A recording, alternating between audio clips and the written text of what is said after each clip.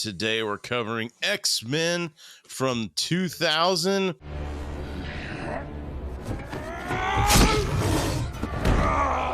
When he said he wanted to be sucked off, this is not exactly what he had in mind. That's actually another hilarious scene is when he cracks Wolverine with a big tree trunk and Wolverine's body goes flying into the sky and they just Wilson fist him. Yeah, he did, man.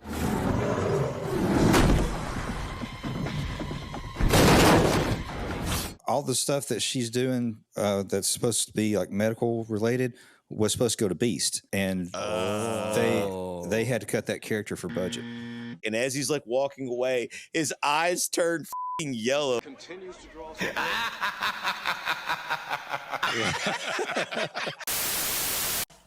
4, 3, 2, 1. Cue music. We are the future, Charles, not them. They no longer matter.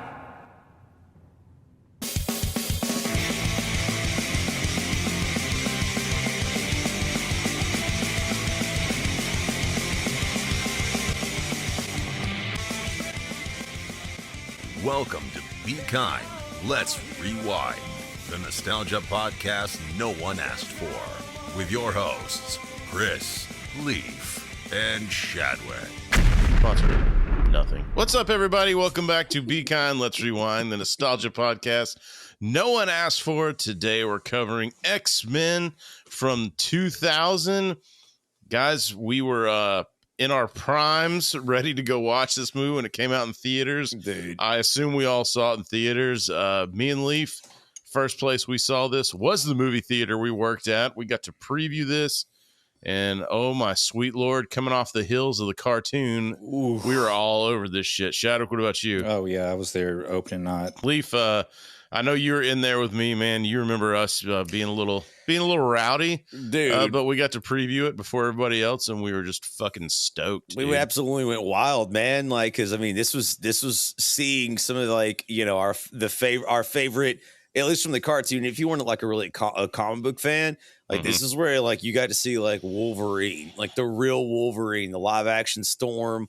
A bunch of different. There's Easter eggs in there, dude. Like it was, man. And special effects. We'll jump into the nostalgia as we get into it. Speaking of the special effects, that the very opening credit scene, does that remind you guys of Fight Club? Yes, I thought the same thing dude. when I was watching. I was like, This is like the year after Fight Club came out. yep, right? 100%. Hollywood Yeah. was like, yeah, just run that stock footage of Fight Club, and we'll call it X-Men.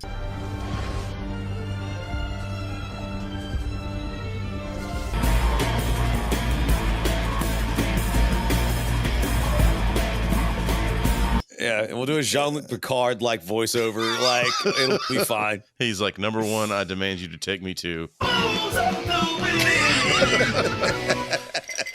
of the street, you fucking bum! Actually, I guess that would be number two. I command you to. Anyway, it doesn't matter. So today I've got some Psychedelic Rabbit Tropical IPA.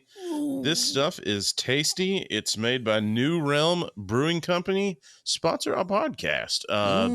Leaf, what do you got down there, man, for our X-Men adventure? As of this filming, dude, we're this is right before the 4th of July, so let's get this party started with a little White Claw, baby. I'm doing a surge, dude. Somebody doesn't give a fuck about heartburn. Dude, I've heard tell that there ain't no laws when you're drinking claws. Ain't no law against drugs. So, Shadwick, what do you got, man? Well, I have a little Dirty Shirley. Oh, I've never heard of such. What is this? This She's is a dirty girl, evidently. Oh, So this is made with vodka, ginger ale, and grenadine. nice. The only problem with that can is like the drunker Shadwick gets, he's going to be trying to look up her skirt and pour out his beer. Let's see what she's got under the hood. Yeah, let's just see what she's doing, man. So if you guys already have it, be sure, like, subscribe, hit us up in the comments. If you want to be a Rewinder of the Week, and shout out to Nick, our current Rewinder of the Week. The stash is trash.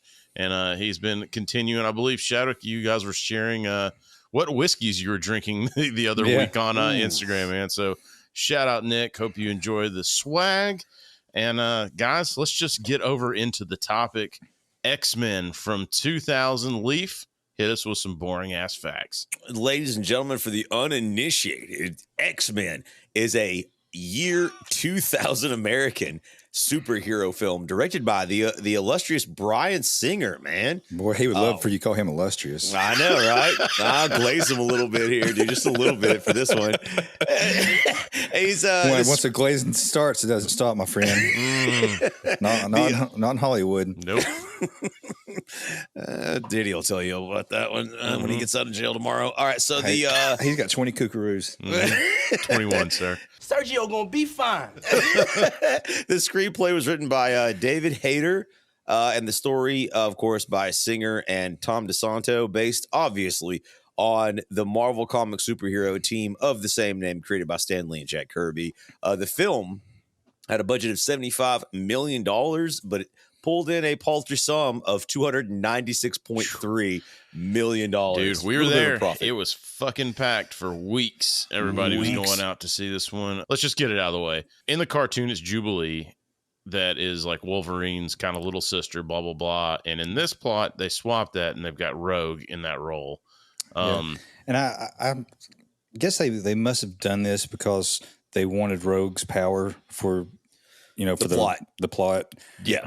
But yeah, they really swapped this out weird because Rogue is actually supposed to be like a middle-aged woman. Right. That's why her hair's white.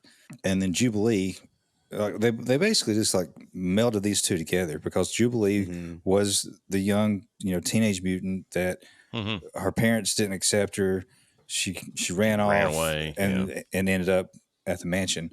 From that aspect, you're kind of like, what the hell, man? Why not just like stay true to the source material? But on rewatch, I really enjoyed this version. Same here. I did too. I think Rogue packs, like you said, more of a punch for this role, so it just makes more sense. And you have just so much more, like Jubilee's. I mean, other than the 4th of July, why the fuck do you need her around? Her power sucks, dude. That's better. And like, it's not only just the main plot, but like they use. That's what it sounds like. Jazz hands, like a sparkler out of her fingertips. But they use Rogue's power not only like multiple times, like in the plot of the film. Like it really matters that it's not just the main aspect of the plot where they use her power. Is like it's throughout the entire film. Yeah. Like her ability to. What kind of fireworks does she shoot out? I think Whisker twos, whisker don'ts. So you're gonna tell me that you don't have no black cats, no Roman candles, or screaming mimes? I think it's what's the Indian guy was selling, which was just sparklers. That's the only kinds he likes. That's dude. the only kind she liked too. Her powers suck, man. I'm sure someone in the comments will be like, actually, in the comic 64/7 Series 6, she was able to shoot a Roman candle out of her party. What they did? I'd pay to see that. I'd buy that for $1. So, she actually does have a small sneak peek in this one when they're in the classroom, but we'll get to that. Yeah. Man, let's go ahead. Let's get to it, man. Yeah, so you got the opening credits with a twist, and I guess it's supposed to be DNA strands or something with a little mutated. It's somebody's whatever. brain from Fight Club, and you see Tyler Durden in there if you slow it down. Yeah, there's a cigarette burn in there somewhere. Nice big cock. All right, you go straight from the big juicy cock to the desaturated. Was there ever a sunny day in Auschwitz? I mean, not for the people in the prison. Nothing. Not in the fucking 40s. Nothing I've ever seen. Nothing I've ever seen in a movie depicts this place as somewhere I'd want to go. But, yeah. So they put it in so many movies, and it always looks like shit. Yeah, same. This is a. I think I read about this plot point. That's obviously I read about this somewhere too. I mean, the people that wrote X-Men obviously pulled from this, and wanted this to be a running theme throughout the comics. But like, not until 1981, actually. Really? Right. I thought X-Men came out in like the 60s. It did, but they didn't. This whole concentration camp thing was not part of it. Not part of it. So in the 80s, they reinvented that for Magneto in the 80s. Okay. Yeah. So whenever they did this in the 80s, especially like you want to snap anybody like fucking into a movie in 3 seconds.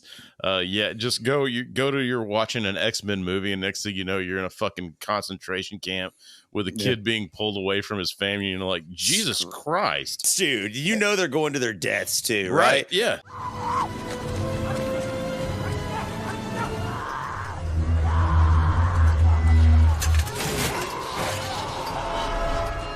I don't know this, but I see similarities. Like when a movie comes out shortly after another movie. You guys remember right after William Wallace's wife is killed in Braveheart? Yeah. Where he goes and he's acting like he's surrendering to these people. Oh, yeah. And he's on that horse, and it's like it's showing these like close-ups of the hoofs and the feet like in the mud. Yeah. Yeah. It had that same feel, and this came out, I think, just 2-3 years after Braveheart. It was just the way it was shot. You're right. Like, but it makes you just dark, dungy. Yeah, it's so desaturated. They took almost all the color out of this. Yeah, this scene. But it's he's Magneto. Eric is being pulled away from his family, and Eric's a bad man. Obviously, he's a young child at this point in time, right? And you're at a concentration camp. That'll go ahead and send us to the Shadow Realm. Shout out our Superman episode. But he sticks out his hand, and then you see he starts going towards the fence. Then the fence starts bending. Cool fucking shot for you to be cued in immediately. Like, oh shit, this is Magneto. And then well, and this kid too is fucking selling it. Oh, dude, yeah, great acting. Actually, throughout this entire movie, I have no complaints. But is it the Southern accent? Because we'll get to it. No, it's the Kenyan accent. Yep, I was about to say the same thing. You guys, there's no way you. All right, we'll talk about it. Yeah, but like I like that scene too because like you're right, you recognize this Magneto, but like the metal is like bending. The soldiers are like getting drugged. He's so strong, but he doesn't know how to control his powers. And then one of the oh my god, what a shot in the fucking pills or right in the face. I mean, like that just the butt of a gun to knock him out, and so they just keep. God damn. Just takes him out instantly, dude. And so like that's how they stop him. Yeah. So you wonder what the rest of his life is like in that camp after that, though, because they're like, well, I mean, this fucking kid, he's either dangerous or really useful. So what are we going to do with him? Yeah, and they look over, and Hitler's like, "Das war so ein Tannenbaum."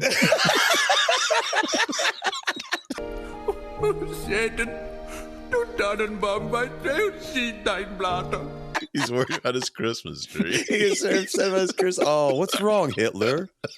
Yeah, I do wonder what the rest of that shit's like and how that comes out. But it does just cut to a young woman's bedroom. I fucking noticed the door was closed. Parents, never let your kids go upstairs with the doors closed. You've listened to our episodes. You know who Shadwick is as a person. Yeah, he's out there lurking, dude. He's like, yes. Yeah, and so like this is sometime in the obviously distant future. It's more closer to the more modern age when the film takes place in Mississippi. A teenage girl named Malie, aka as we all know her, Rogue, played by a extremely young Anna Paquin. Yeah, for sure. She's like obviously 2 years younger than us. Dude, is she really? She had already. I think she had already won an Academy Award. Yeah, I know. That's what I read. Like going into this, like Jesus, yeah, for the piano, I think. Yeah. Oh yeah, I forgot she was in there. They're doing the playing back and forth. They're on the bed. Yeah, and then she kisses her. Dude, so you go from the one extreme to the other. You got the Jews being persecuted, and then you've got Catholicism raining down hard on this chick. That's very true. She's like, she leads in for a kiss, and then when he said he wanted to be sucked off, this is not exactly what he had in mind.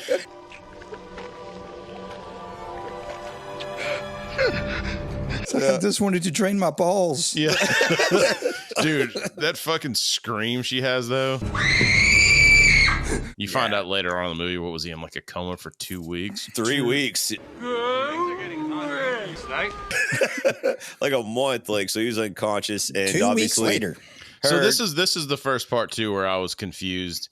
And I was like, that's, it's Rogue's power. Like, so I was, because I was thinking, oh, this is going to be Jubilee or we're still like in the whatever. Cartoon, yeah. Right. The same thing. Because coming off the cartoon, you know, when me and Leaf are watching this in Shadowk in theaters, on the back of our minds is this cartoon. Yeah. You know, so we're like, okay, they're following season 1 is what I thought, you know, pretty much out of the gate. And then this happens and you're kind of like, okay. Also, side note, when I was in like fucking 5th grade and those X-Men collector cards came out, and so I was real into those. I thought everyone at school thought her name was Ragu. Damn, dude, the public education dude. system. As soon as fucking the cartoon happened, I'm like, yeah, Rogue. That's what I always said. Rogue. I knew that, Rogue. dude. We could said it 1,000 times to get it out of my head. A name shared with such a beautiful character and such a shitty car. But also in this scene, though, like you could see Rogue's parents clearly not understanding, you know, what she's going through. They love her clearly, but you know, just like Jubilee's parents, I guess, man. I mean, you don't really get. They just kind of you get a quick shot of them, and they're kind of like her mom reaches for her when she's like panicking, and she's obviously screaming at her, "You can't touch me!" And it's just like they're just like there's like a disconnect there, right? And the dad's like, What'd you do? He's straight up blames she's holding her, the fucking door from the car like David Spade. What'd you do? Dude, yeah, he looks just like that. But she flees basically right after that, like, which we see her later because the scene immediately cuts to further. Now we catch up to the modern day part of the film. We're all caught up. The futuristic year 2000. We see a Senator Robert Kelly, played by Bruce Davison, not Bruce Dickinson.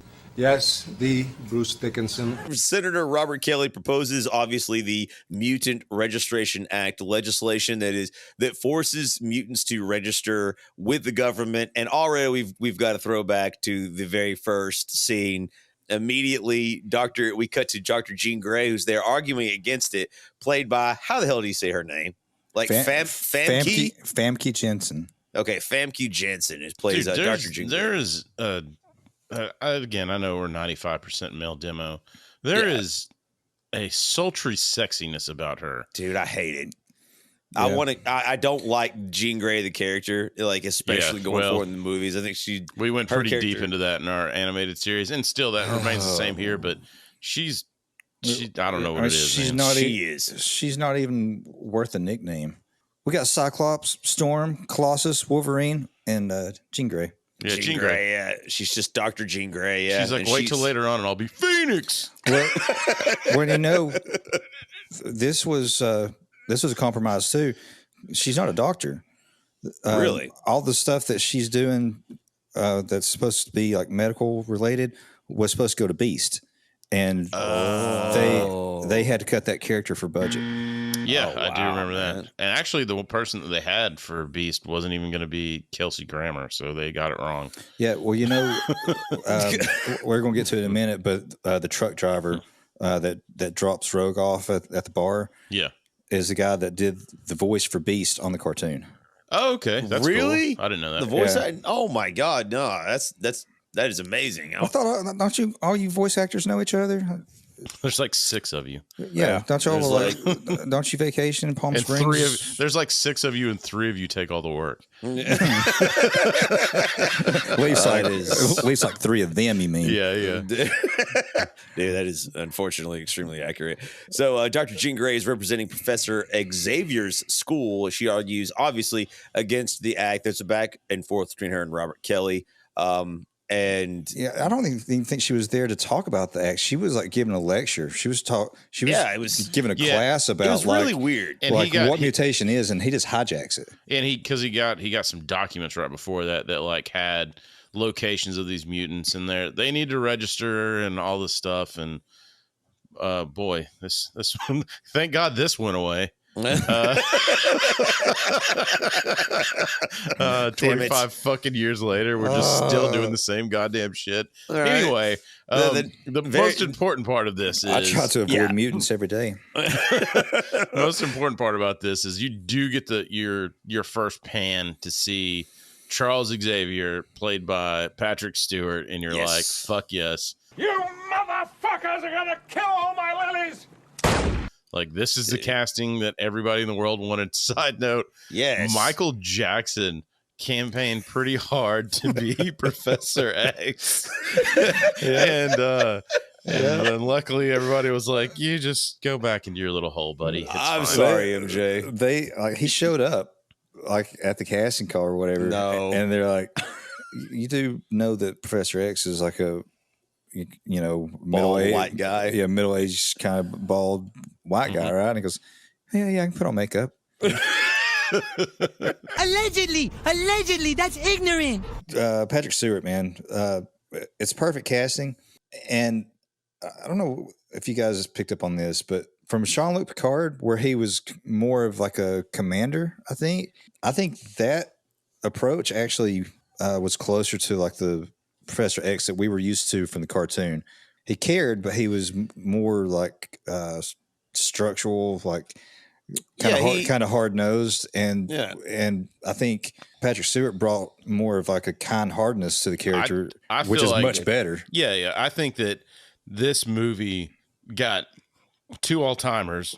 Hugh Jackman is Wolverine forever until the end of time, and Patrick Stewart is Professor X for me till the end of time. Like those two are forever. So that anytime you can nail casting like that, I'm actually going to agree with Shadwick here. As probably of the three of us, I'm probably the resident like Trekkie here. Like he is much more gentler. He's like kinder than sort of a commander or a leader. He's more of a teacher and a mentor role. I think that that's exactly the way that he's portrayed, and I believe that they do that again to contrast Magneto here, who is much more hard nosed. So then you do meet Magneto because you see them both. It kind of pans, and it pans to was it Ian McKellen plays Magneto? He's walking out, legendary, and then Professor X is wheeling after him. Leaf can relate to this. Sucks, dude. And I'll tell you what I noticed. After doing some research, I was like, it's kind of like one of those you're watching the movie.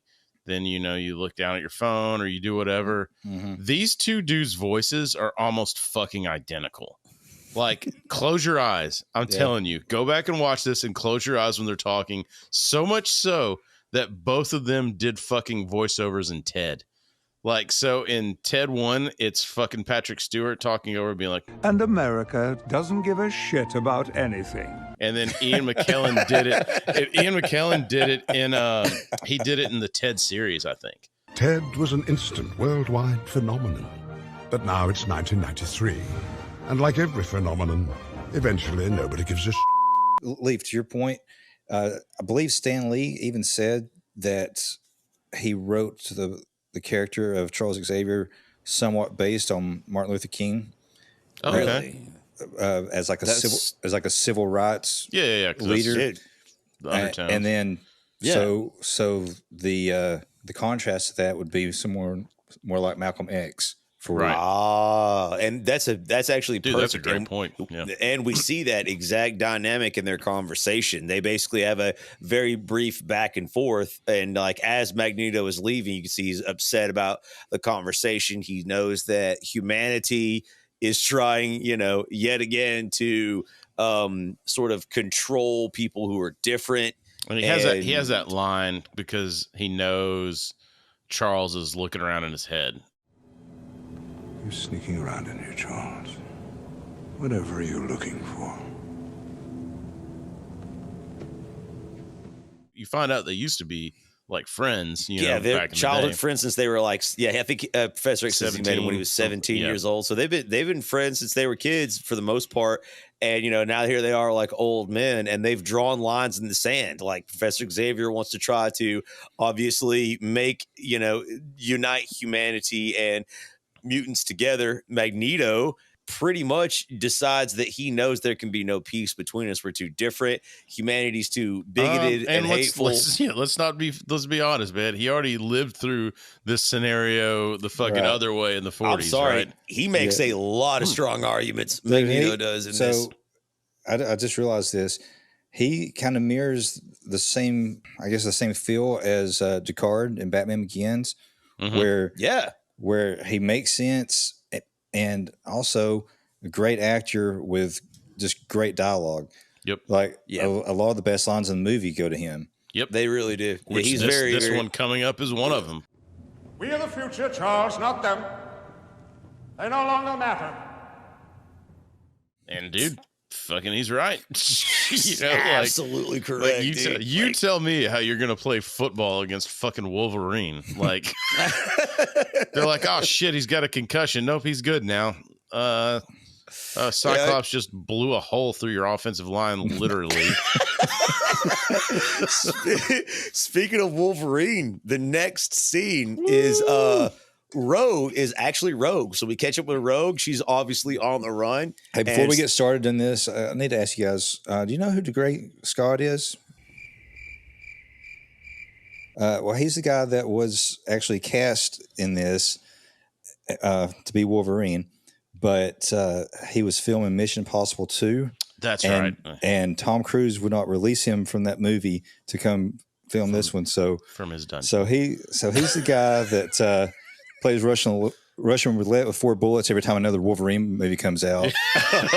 Dude, so actually the person that got Hugh Jackman this role, because Hugh Jackman had only been in like a handful of fucking like Australian movies or something. Yeah, it was doing like live Oklahoma, right? It was. So they wanted the man that was making movies, making songs, and fighting around the world. Hello, everybody. I'm Russell Crowe, and this is Fighting Around the World. Russell Crowe, but he's like, oh, screw, I got a lot of fighting to do. But he did have a lot of Wolverine. No, but he had a lot of fighting to do because he was filming Gladiator at the time, so he was booked up, and he suggested Hugh Jackman.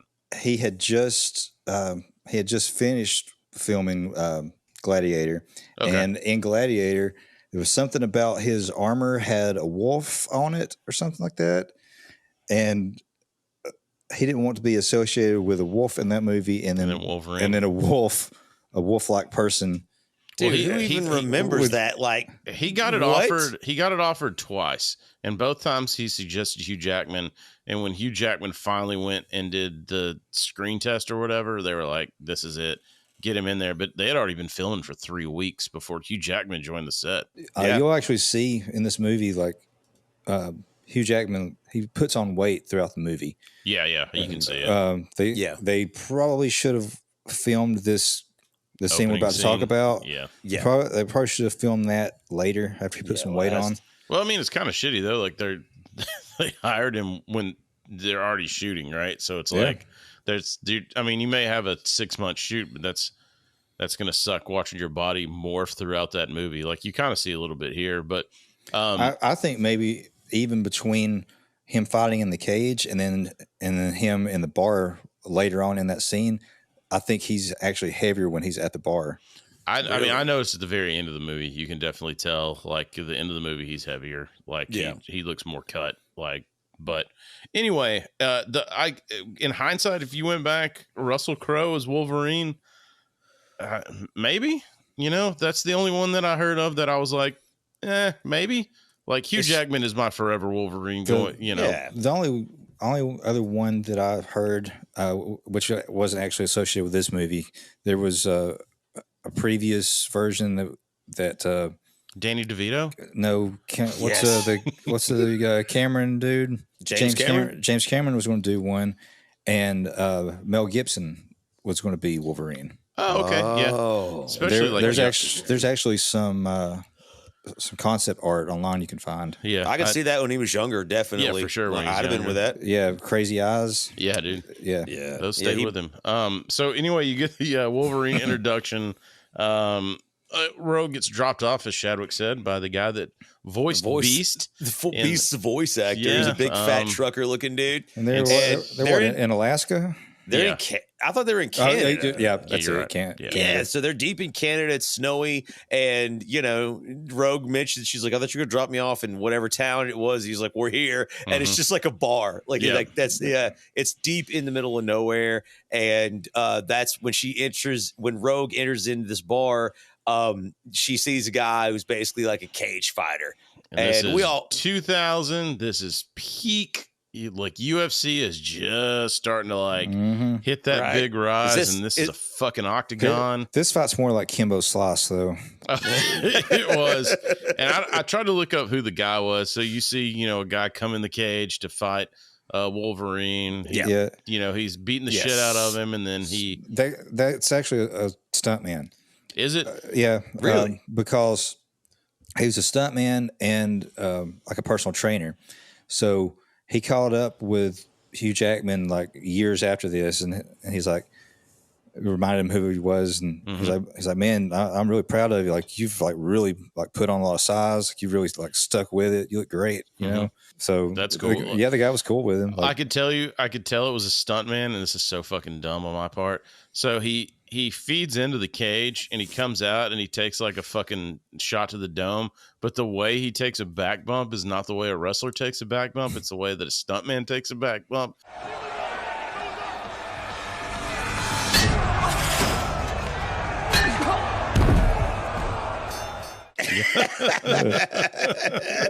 Dude, when they're fighting, dude, like that's my favorite part. Like, and this is the thing. I don't ever want to hear anyone talk about like how fan service is bad. Get them out of here, dude. Because obviously, young Chris, and young Leaf all know this is Wolverine. Everybody knows it. If you don't know it, you don't even belong in the theater. Like, right? You're not the audience. You may have liked the movie, but they're not catering to you. And when Wolverine headbutts him, you hear a clang noise. Like, and we all know why that is. Like, we already know. And he broke the dude's hand, dude. And everybody knows, man. And it's so satisfying because you're in on the inside, and it feels so good, man. Because again, like this is the thing too with the fans. They're like, well, Wolverine's short, and I remember that was a big thing too. Is like, Hugh Jackman's not a little dude, and blah blah blah blah. No, man, like that's okay because he made it his own. Like, yes, we have superseded. Now when people see Wolverine, they think Hugh Jackman, not the fucking comic book or cartoon now. Like, it's superseded it. It's the same thing with Robert Downey Jr. and Iron Man, dude. Same thing, yep. To the point that when, like, he's portrayed in, like, video games like Marvel Rivals, the voice actor mimics Robert Downey Jr.'s voice. Yeah. I know all about living up to a father's legacy. It's not easy. Like, he is Iron Man. Yeah, Wolverine that's what I mean. Is Hugh Jackman. You're right. Man, casting 100% nailed. But so after this, you have Rogue she's for some reason allowed to sit at the bar, even though she's like fucking 17 or something. It's Canada, man. and the bartender's kind of giving her shit because all she's ordered is water. Wolverine kind of moseys up next to her. She was eyeing the tip jar because she's about to steal some money and bounce. And she's starving, clearly. Dude, he knows what's up, so he moves the tip jar. And you see on the TV, they got the news going, and it's talking about that mutant registration again. Yep. And Wolverine's over there, and he's got his cigar, and he orders a beer. By the way, that was a big fucking bottle of beer. Yes. Let's go to that bar. Canada, dude. Yeah. Anyway, the dudes, I guess one of the guys is fucking sideways about losing or about the fight, and he's gonna come. Well, he knows what he is. Yeah. So he's gonna come settle the score, and Wolverine's just not having it. And this little line right here is actually what sold me on Wolverine. It's the look on his face, the little like side eye, the way he like arches his eyebrows and snarls his nose. He's about that life, that business. Yeah, he's just like, and I was like, oh shit. Yes, dude. And this is when the guy like pulls a knife and he tries to stab him. Rogue's like, look out. Wolverine gets up. And I had a question. What do we know about Australians? Yeah. You don't pull a knife on them. No, that's not a knife. This is a knife. Yeah, that ain't it. Yeah, that's a knife. So I had a question that I was going to ask you guys, what is like the most nostalgic moment of this movie, but this is it, right? So Absolutely. like when Wolverine's claws come out, I remember losing my fucking mind in the theater. It's this shot right here. Yep, and then they just come out. Where that middle one comes out, you see the skin separate. Yeah, dude. When that happened in the theater, I remember like me and Leaf, like we're like, oh shit, because they did it right. It wasn't like some fucking thing on the back of his hand that came it came through his fucking skin. Like, and you remember on the cartoon, this is the other thing. Like they did it way better than the cartoon, which is like rare, right? Because on the cartoon, sometimes they came out like of the top. Right. Of his hand, and also sometimes they were small depending on the animation. And I know, like Shadwick in our episode about the cartoon complained about the inconsistencies and stuff there, but he's right. Sometimes his claws were like small, like they're big, Yeah. And they're actual blades, But, and they dude, look so when good. those dude. came out, when they can't, like Shadwick said, when those cut the skin, hands down. That's why I'm not even going to ask the question. This was the most nostalgic part of this movie. When I went back and watched it again, I remembered how we were in the theater watching that. How do you not cheer? We watched people. So we obviously previewed the movie, but after the fact, we would go in there and you could hear people actively cheering when the claws came out. Especially, the first. It's so good. It was so fucking good. But anyway, he's got dude pinned. He has his middle claw a little bit back on his throat. I guess bartender pulls out the fucking shotgun. The shotty. Tells him to get out. Get out of my bar. Get off of my yard. He's like, lawn. He's like, we don't take kindly to your kind around here. And he's like, oh, Skeeter, shut the hell up. But Wolverine turns, cuts the shotgun in half, man, and then puts the claws to both of their faces. Realizes he's overstepped his boundaries, and he's like, I'm out in my fucking mobile home camper with a trailer in tow. Which I remember being like, why is he living like this? Like, what is he doing? Right? Like, I remember thinking that in the theater. Like, why is his life so shitty? Like, what is he doing? Right? Because he doesn't know who he is, I guess. Yeah. Exactly. Right. Which we find out momentarily. And as he's driving away. So he leaves the bar. You just see Rogue grab her shit and run out. Like every fucking 90s, 2000s girl runs away like with their bag on the way out, like her feet kicking all weird. Yeah. like Phoebe on Friends. Yes, 100%. Please, Rachel, I am not an idiot. No, wait, Phoebe. Like she runs out like that, and anyway, you find out she gonna cry in the car. you find out as Wolverine pulls off in his sweet fucking ride down the road, he stops and goes back and looks, and she's fucking stowed away. Good Some of the back and coldest forth. lines. Yeah, Shadwick is just like, as he's watching this, he's like 20. He's like, write that down and put this in my personality from now on. Yeah, that's never let them feel it in control. Yeah. You know, Wolverine trying to ask him questions, but she sees his dog tags, which I found out these are actually Canadian. Those are real Canadian dog tags. They're actually how the Canadian dog tags Are they look. really? They're how the Canadian dog tags I look, thought, yeah. I always thought that they were like his like medical tags from when he was getting experimented on. So I was wrong there. So Wolverine, he had his mind erased by the Canadian government and made into a weapon, basically. Right. And Disgusting Canadians, dude. Yeah, so he had the dog tags were actually like Canadian military. Yeah, that's why. Okay. But yeah, so anyway, she's doing the teenage thing, and then as he's looking over, whoops, and then this is one of Leaf's favorite scenes where he crashes and flies through the windshield.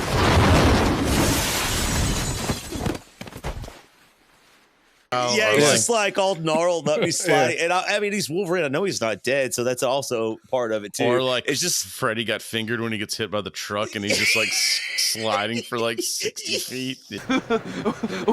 Wasn't expecting that to happen. Yes. Well, it's literally, it's so funny. Did you guys catch, like, right before the accident, did you catch his little Australian accent slip in? Oh, no, dude. I'm going to listen to that. Yeah, she's telling him that he should put his seatbelt on. He's like, "Oh, nice. I thought he was going to be like Crocky," and I just it's when he's not doing like the low growl when he's like talking in a higher register. Accent, like, I didn't notice. Yeah, I did not notice that. Dude, that's awesome. But then when he gets up, he gets up after flying through the windshield and he smells.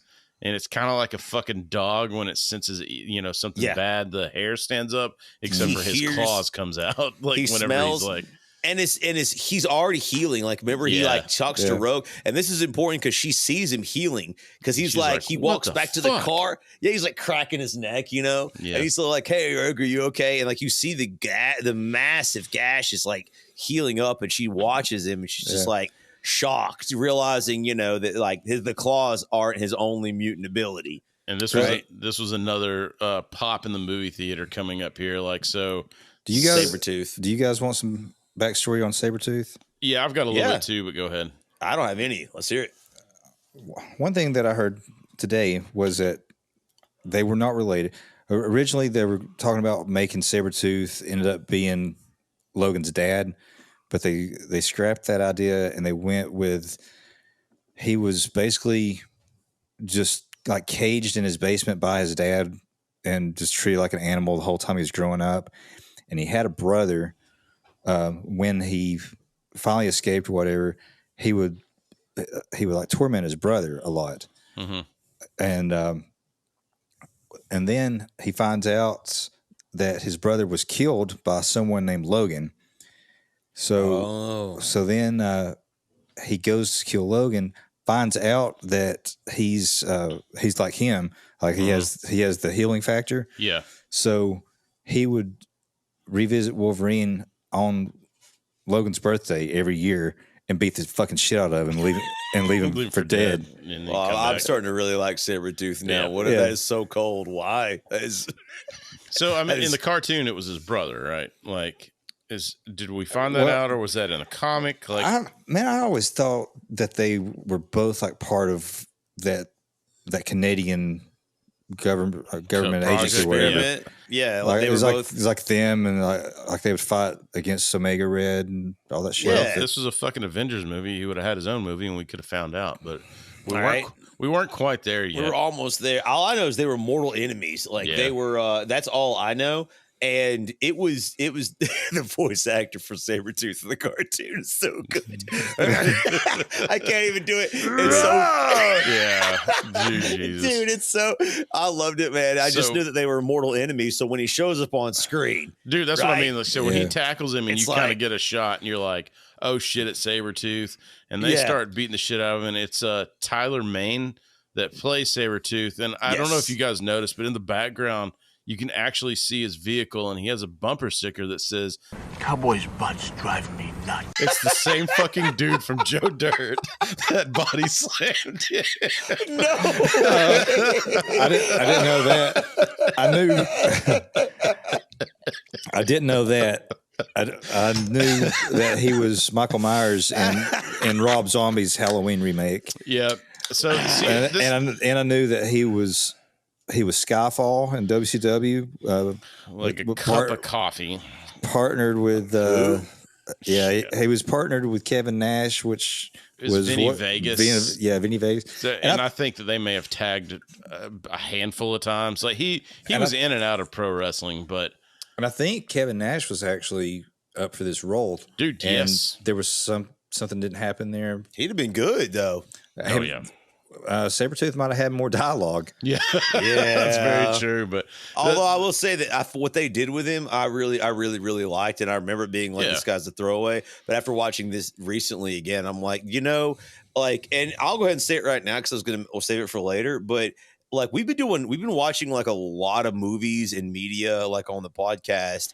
From the 70s and early 80s, we did Back to the Future and Jaws because those are the anniversaries coming up. I just want to say, like, shout out to this movie for like being very reminiscent of not wasting any of my freaking time, dude. Yeah, they jumped into it, and this movie wasn't long, and it goes brisk. It's so nice, man. Before we kind of get into the scene, shout out the Tyler Bane guy though, because he has done an assload of stuff. If you go look at his IMDb, done a ton of stuff. That's obviously things with dialogue. Had a career in wrestling, but I knew he's a fucking pro wrestler the way he fucking press slammed Joe Dirt.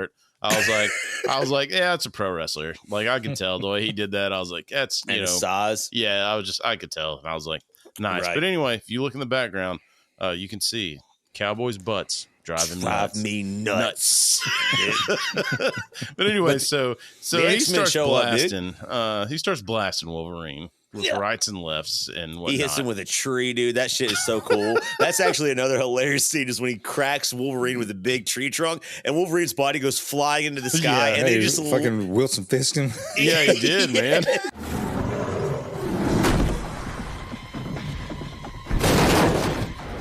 He goes unconscious and his claws go back in. Yes, it's such a good fight scene. There's so many cool mutant powers, like strength and speed, and then you see more of Wolverine's powers. Meanwhile, Rogue, unfortunately, after the crash, is trapped or seatbelt, is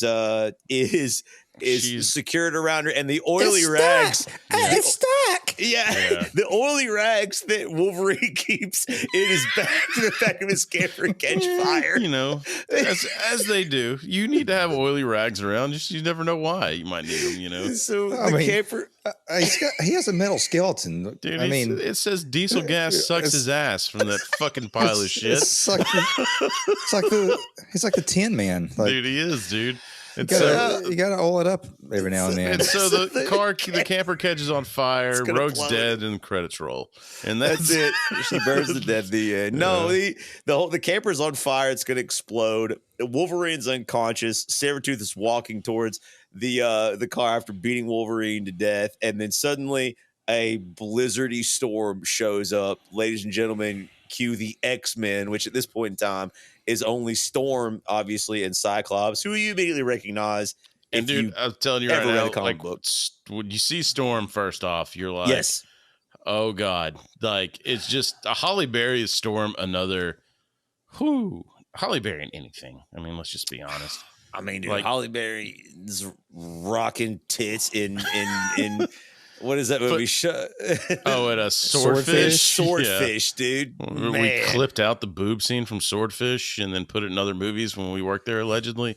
But also, when you see a Cyclops, this is when who plays Cyclops is James Marsden. So James Marsden actually had a small part in Anchorman 2, which leads me to shit stuck in my head this week. Funny, aren't you the guy who lost his job to his wife? Shouldn't you be doing her makeup?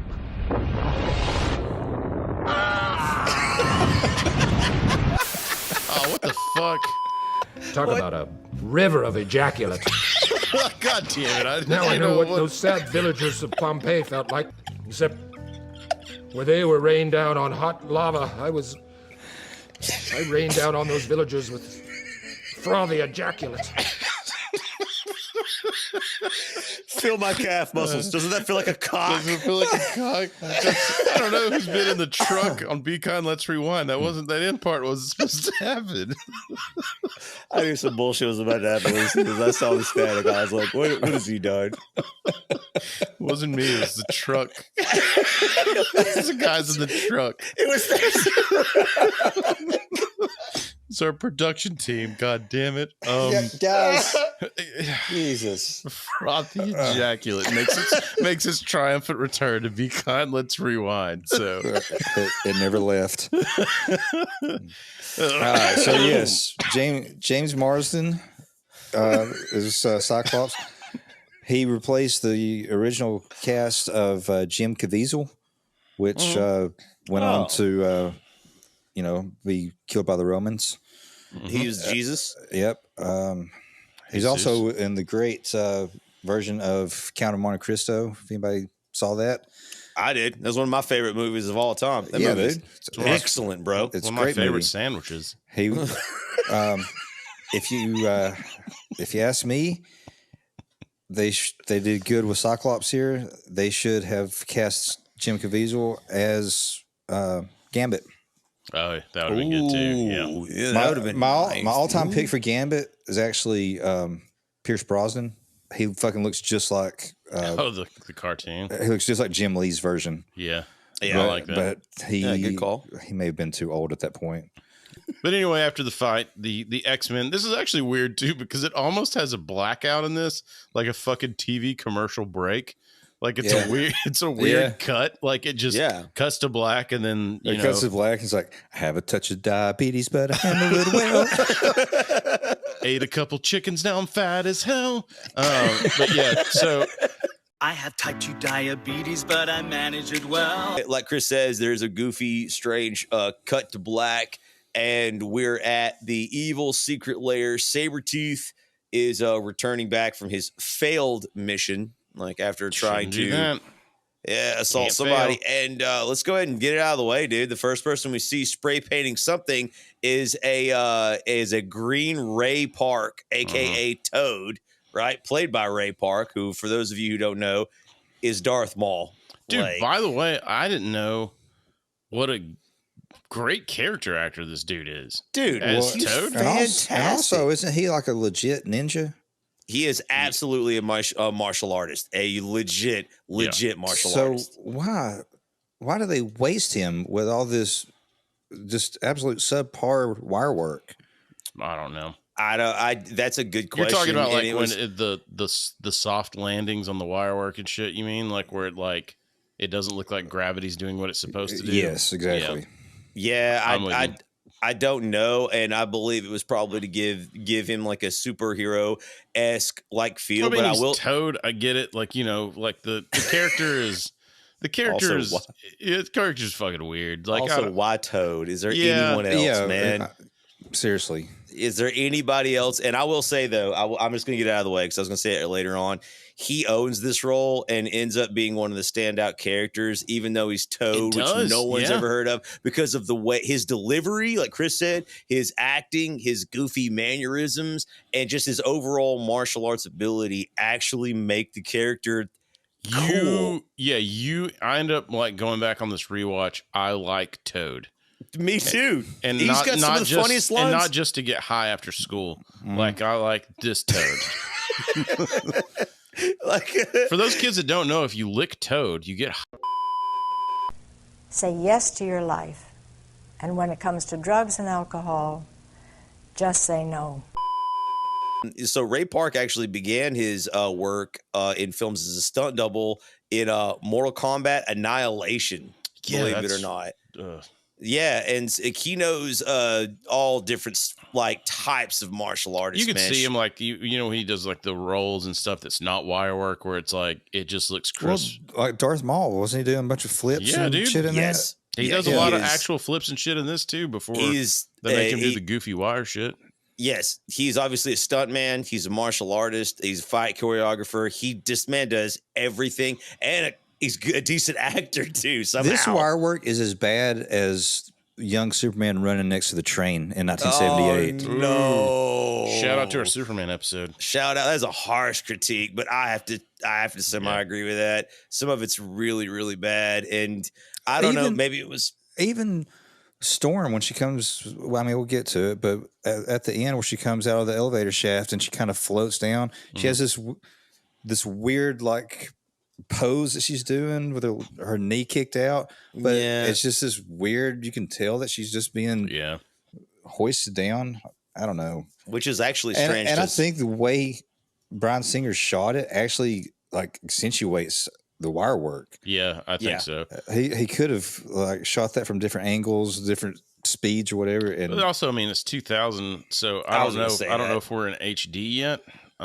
This is still before I noticed it in the theater when I saw it. Okay. Yeah. You got it, but you also have to remember this is before, the Iron Man, right? Like we're still before the MCU, right? At this point in time. I'll tell you on the first watch when me and Luke were in theaters, these are things I did not notice. I was along for the ride. So Bryan Singer no doubt probably saw this and thought it was cool, and it just like the effect didn't hold up. Some people like I agree with Chris. I didn't really notice it because I thought a lot of the other special effects sort of held it up. There were some goofy moments I noticed, like when Sabretooth did jump into the woods. I laughed because it looked awkward. And there's a lot of those moments like in the film, but sort of a lot of the other special effects I think sort of overshadow the wire work, in my opinion. Like at that time in my life, I didn't really notice it as much. I just want to see Wolverine stab somebody like with the claws. You know what I mean? We got it. Magneto is a little disappointed in Sabretooth, to say the least. Oh yeah. And he's mad. That's also where we get the very first plot point. Magneto's plan, right? Like he's clearly the antagonist in the film, and Sabretooth failed, and he's just basically asking Sabretooth. Magneto's like, what happened? And he was like, they knew what we were doing. And Magneto's like, doesn't matter. All they know is we made the first move, and the next step is the UN World Summit coming up. So they're about to launch some sort of terrorist attack. It's not really explained very well, like what his plan is. That's all you get, and you assume that their target was Wolverine at this point in time, like in the film. Like Sabretooth attacked Wolverine. He beat him up. He's got Wolverine's got his dog tag. Wolverine's dog tags around his neck, and Magneto does this, and like pulls him off of his neck, dude. Man, Ian McKellen does such a good job as while I agree with Chris and Chadwick, I think y'all mentioned that he might not be one of the standout characters per se. He has some of the best lines. Oh, it's not his fault. Like, it's just, and he is a standout character in this for me. But it's just, as far as iconic shit goes, I want to say the older I get, man, the more I really appreciate Ian McKellen's life. I remember when I was younger seeing him, I felt like he was too old to be Magneto. Like I did. I felt that. And like now we're just like, now I'm all like, man, he's nailing this dude. Somebody did an image of Henry Cavill as Magneto. Oh, wow. Fan casting for the new movies that are coming out. I was like, dude, that looks fucking great. We cut back to an unconscious Wolverine being tended to by Dr. Jean Grey. I'm not going to lie, guys. She's pretty handsy with shirtless Wolverine in multiple scenes. For her to be sharing a bedroom with fucking Jack Lime down the road, you know what I'm saying? Like, dude, doesn't Scott just like come off as like, I don't know, the asshole Brad that from the ski trip that wants to challenge everybody? He absolutely does. I said that the first, and you're like, man, I could be such a better boyfriend to her. I'll treat her right, dude. I'll treat her right, guys. At least for a night or two until she starts her bullshit. Men, we don't know what we did. And Shadwick's like, that's it, I'm out. But as she's tending to Wolverine, who's I gotta go, bub. It was unconscious. We have this cringy scene where she puts a needle into his vein and he just jumps up in this jump scare, snaps the needle in his vein. Like, by the way, which still makes me cringe this very day.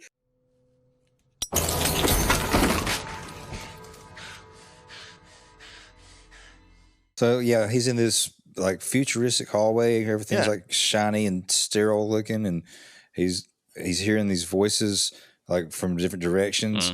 Like he's over there, you know. So he's trying to avoid the voices, not realizing that Xavier's doing that to lead him right where he wants him. But keeps following the voices or running from the voices. Gets in the elevator, which you find out, I guess he was in the basement. Right. It goes upstairs, and now he's like in this like super bougie, like old school, you know, old railroad money top mansion. Like all the walls are wooden and dude, some Rockefeller-esque mansion looking shit, dude. Arthur goes by on a miniature Batmobile. Arthur, I'm afraid you have acute cirrhosis. And you have a cute little butt. Here's the only. I stopped doing that, dude. I had to add in the Arthur clip. There's like 3 of those left in existence. Stop talking about Arthur, dude. Like, guys, Wolverine runs through a wall though, like, and into an office, and there sits Professor X teaching a few young mutants physics, believe it or not. And he's like, welcome, Wolverine. I know. And Wolverine's like, I love that. That's just nonchalant. So tongue-in-cheek.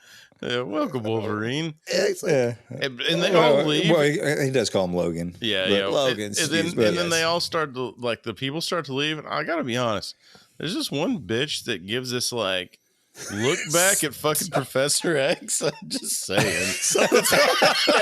Stop, dude. She's like, can you read my mind? I don't know. She's like, I've got a dirty mind. I hope you're wearing a condom. And one girl goes, she's got her book or whatever. She runs back, grabs it, and then she runs through the wall. Yeah. And Wolverine looks back at Charles, and he holds up the book. He goes, physics. Yeah. Yeah, who it turns out to be, of course, as we will find out later, that's Kitty Pryde. And in fact, I was confused. I was like, "Are we sure that's Kitty Pryde?" Well, guess what? He calls her Kitty. He calls her Kitty, like under his breath, almost like in the scene. So basically, Xavier is trying to just lay everything out to Logan. So he's like, it reminds me of an SNL skit of someone doing an impression where they're just like shoehorning the name in. So, you know, He introduces the X-Men or the people, the mutants he's trained, obviously, to Wolverine. Because Wolverine's still at this point disoriented. He's confused. He's scared. He doesn't know where he is. He thinks he's been abducted. And he's starting to slowly figure out, like, he's in a school with a secret underground compound of, like, weapons and trained mutants. Like, I don't know why, Professor X has that, but I do like that when Jean Grey, and he's like, and this is Dr. Jean Grey, and there's like, you're waiting, you're like, and she's named Dr. Jean Grey. Like, you'll remember her from momentarily ago when you strangled her in the basement. And she's like, I remember. But this is where we get one of my favorite lines in the film, when Wolverine starts to laugh at their nicknames. Storm. What do they call you? Wheels? The punchline was improvised by Hugh Jackman. The original punchline was Baldy. Oh, really? Baldy? Yeah. That sucks, dude. The Wheels is so funnier. Yeah. That's way better, dude. They just like pan back to the Burger King Kids Club.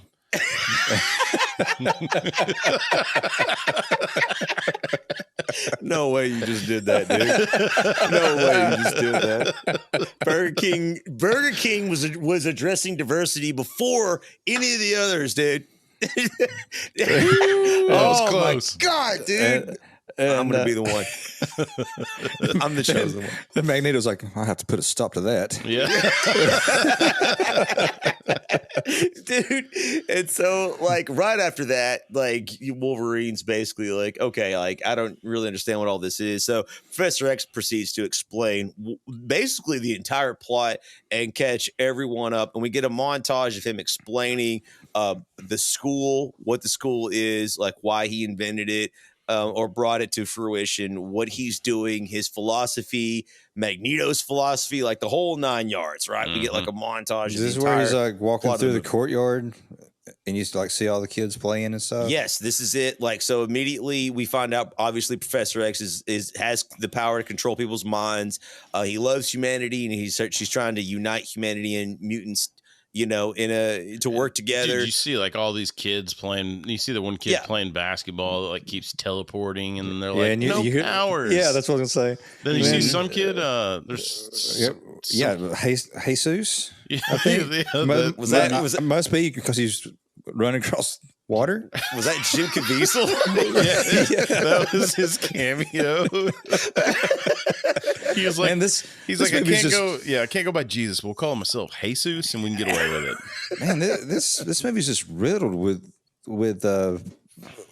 what spiritual ideology, I guess. Yeah, it is, right? Shadow Bus fucking with the clergies. Professor X also tells Wolverine about his childhood friend Magneto, who holds the opposite ideology, right? Who's obviously less optimistic about humans and mutants living together, and basically has decided that humanity needs to be enslaved or destroyed for all intents and purposes. He's like, also, our voices sound exactly alike. It's an us or them mentality, and he tries to convince We're Wolverine. the future, Charles, not them. He tries to convince Wolverine to stay. And so he can protect Wolverine from Magneto until they discover why Magneto's after him. And in return, now, does he play Lisa Loeb's version of Stay or Craig Robinson's? Craig Robinson's. Yeah, that's the way to go. Don't fuck with my groove, Terry. The good one, yes, obviously. So in return, Professor X promises Wolverine that he's going to use his powers to cure Wolverine's amnesia. This is where we find out the plot points that Shawat mentioned before. So now he has a reason. Now Wolverine has a selfish reason to do this. Right. Like, exactly. Like, Wolverine wants to stay now so he can find out more about, like, his amnesia. You have here in your notes, too, about all the Easter egg mutant cameos when they're I was going to let everything. Shavit go ham if you wanted to. Like, we see, obviously, I want to mention Iceman, played by Sean Roberts, who ends up sort of being Rogue's like boyfriend, which, by the way, she's shown as being admitted to the school already. Right. So for those who wondered about Rogue, she's still, she's in the school now. Jubilee's in that first scene, I assume, because of the yellow jacket, like you see, like right I as didn't they even pan see through. her, man. I miss her every single time. It's just man. the yellow jacket and the hair. I just assume that's Jubilee, but the there's no internet credit. The internet agrees with you. Also, we see what is it? We already saw Kitty Pryde and right, and Pyro. Pyro also, but it's not Fire Fist, is it? Does the fire stop at the fist or go all the way to the elbow? Yeah, so we get a lot of cameos from different mutants there at this school, which that's always fun. And I think that this is a lesson in Easter egging and not making your movie an Easter egg. Like if you make a movie or a program for that small fucking percentage of people that are going to get that, you're going to fail. Yes. Like this movie, if you don't know anything about the X-Men and you went to watch this movie, you would enjoy this movie because it's set up for you. Exactly. This is why you could bring your girlfriend to the film and she might still like it, not knowing anything about the characters. But then when you saw Iceman make like the frozen rose for Rogue, you're like, it's Iceman. Like, and I'm literally pointing at the theater and freaking out. My girlfriend's like, stop acting like that. I'm just like, can I have some more popcorn? So I gave my girlfriend at the time a little bit of grief over that scene because she had previously told me that this is gonna be messed up. Why do I feel like this is gonna be messed up? We're gonna have to edit this out. She used to take popsicles.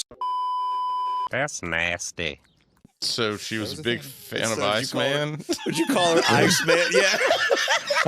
I was like, he can make you a popsicle anytime you wanted. She's like, I should have never told you that, Shadi. I can't trust you with anything because you guys don't appreciate anything. Jesus Christ. Chadwick, she was going to do the splits for you, Chadwick, and now she's not gonna. You don't deserve nothing, man. So I didn't, but she did. Let's get to the senator being kidnapped now. This is a really important scene, man. After we've speaking of stuff turning into jelly, we get all the background of the school and whatnot, but cut to the scene of Senator Kelly. He's getting on a helicopter after giving some sort of a anti-mutant speech or rhetoric, we assume. And as he's on the I believe they helicopter, call it a normal people rally. as he gets all the what's the line he says here? Something about these people.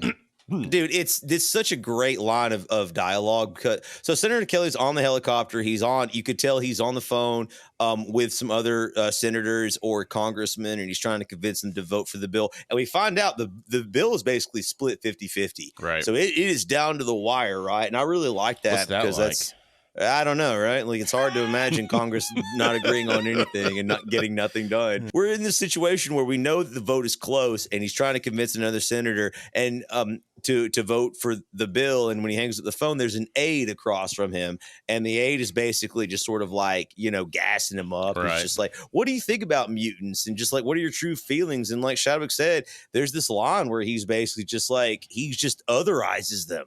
If it were up to me, I'd lock them all away. It's a war. It's the reason people like me exist. Then you find out his aide is actually Mystique. Yep. And she repeats a version of it back to him like, it's because of people like you that I was afraid to go to school when I was a child. Yep. Mm-hmm. And then she kicks the shit out of him with her feet, and Quentin Tarantino busts a nut live wherever he's watching this from, dude. I think these special effects still hold up. Like when she's like changing back and forth. Yeah, so I do too. Like they did add like the scales to her that wasn't in the comics until a couple years after the movie. It's amazing. This is another movie where the comics kind of adapted more toward the film. She apparently hated it, and we got to mention she, right? Like Rebecca Romijn, who obviously bombshell knockout, but she ended up hating this because they didn't want her suit leaked. So she not only was in like makeup for like 7 hours a day or 12 hours a day, I can't fucking remember what it was, but like when she wasn't on set, she was hidden away from the cast. So she was kind of secluded. She kind of hated that because she couldn't like buddy up with the cast or anything because they didn't want any photos of that to leak before the movie came out because this was such a cool costume.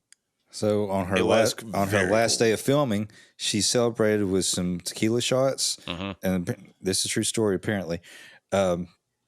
And when they were filming the fight scene with her and Wolverine, she apparently threw up blue onto Hugh Jackman.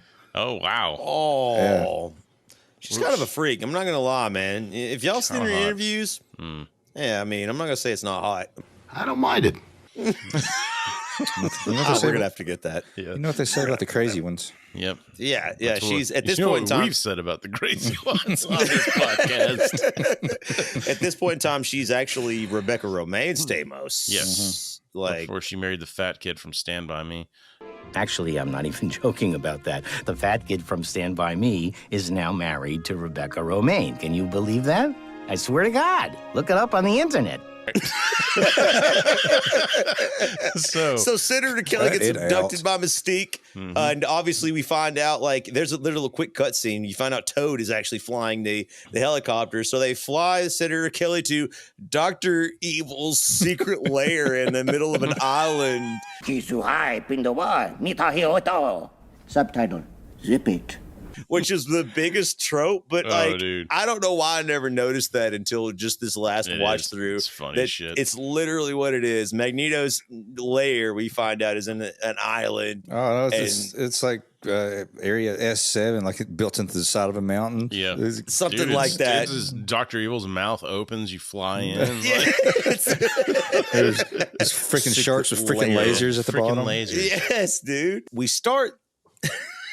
We start the flirtation between Wolverine and Jean Grey. He choked her out. He apologizes to her for hurting her. I don't want to go super deep into this episode. I don't either. I just want to say in our archives, if you can stomach watching what we did early on in our careers and that X-Men animated, it's raw. It's funny. It's solid. It's us, but we've definitely dove headfirst into how much we hate Jean Grey. Yeah, and how she is just trolling Wolverine. Yeah, she's just awful. But in the movie, we begin. Like, it is important to mention in the movie, there's a flirtation between them two, and I can't watch it without laughing because I just can't stop thinking about the meme.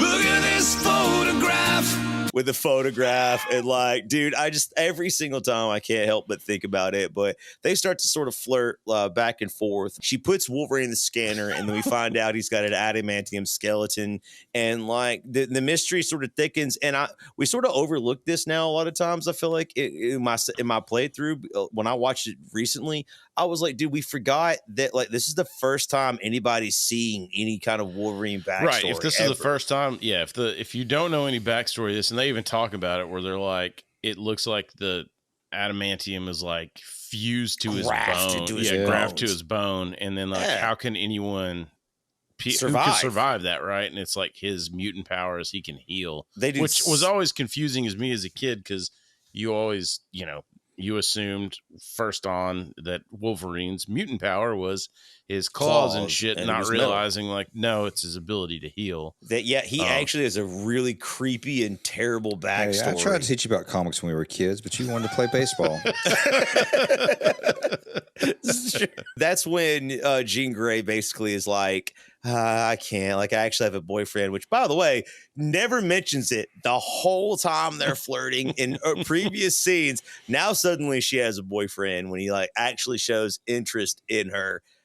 Rookie move, Wolverine. You should have like acted like you didn't care. Yeah, but you can't. You can read your fucking mind. You're fucked on this. Oh yeah, you're right. I forgot about that. Man. Yeah. Shannon's like, that'll ruin me. What if that's been like the secret of the world? Like all women can read minds, and we don't know it. I don't like that. Don't like that at all. They can't be true because we're all still alive. That's exactly true. Right. Yeah. But there's another scene. Killed in our sleep a long time ago. I'm like sitting there watching like our old movies, and Julie like goes in my mind. I'm just like, got a beautiful body, man. We get a really important scene. Aside of all the weird flirting, Magneto has Senator Kelly captured on his secret evil lair island, and he has this long monologue about God, and he reveals basically that he has a machine that can mutate human beings and basically turn them into mutants for all intents and purposes, which he demonstrates by using it on Senator Kelly, and he has some great lines in this. I don't know if Shaq wants to throw one or two out, but like he has some really, really good lines. I'll cut them in if not. Are you a God-fearing man, Senator? That's such a strange phrase. I've always thought of God as a teacher. I don't know. Magneto grew up in a concentration camp. He hates what they did, but now he wants to basically do the same thing to everybody else. I love it. Man, He's wanting to commit genocide to Homo sapiens, right? I love it. Well, that's the thing. Here's the thing. He's actually it's what every evil leader in history. It's every one of their backstories. wait. Like yes and no. Like he's trying to avoid the genocide actually, and so here's his plan. Like we find out that his plan is to mutate the world leaders, right? Like to basically so they can't be so they can't be prejudiced. So he's actually trying to avoid the genocide, and his plan actually makes perfect sense. He's like, okay, you guys hate mutants. I'm gonna turn you into a mutant. I'm gonna make you one of us. And in that way, we're actually going to be brothers and sisters, and you will no longer be at odds with each other. When the heads of the world are mutated, they'll have a different idea and feeling about. They'll drop this silly legislation, and they'll have it. So actually, his plan is solid. His plan is like, look, I'll tell Congress what stocks to buy, when to buy them. And then now I'm on the inside with them. Right. And now we'll all vote the same way. And they had to edit out where he called Nancy Pelosi and was just like, listen, here's what you buy and sell, and we'll all figure it out. Like, it's fine. Well, you got to figure Xavier's stock portfolio has got to be pretty damn good.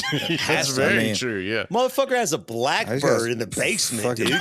Fucking built more money. Well, he knows exactly who's going to win the big game. He just bets on sports. No, you're right. I think his ex-wife was in that family that created Oxy. He's like, sell. And so we finally figure out, we found the major plot point. We know what Magneto's ultimate plan is. He tests the machine on Senator Kelly and mutates him. We don't know how or why necessarily, right? But it happens. And then we finally get to see someone get stabbed, unfortunately. Finally, but it's not who we want to get stabbed necessarily, unless you're one of those weirdos. Wolverine is having a nightmare after his altercation with Jean Grey, in which she sort of tinkers with his mind a little bit, and it's almost like it goes back to our shit we were talking. Jean Grey is not a good person. She's not. Or maybe she just wants that dip. That Wolverine You could probably go for hours. I mean, I'm just saying. Even stamina. Is every bone made out of metal? Dude, he just keeps healing, so it just, there's no chafing. Infinite stamina. It's how in heaven is he? He's coming all day. He's coming day and night.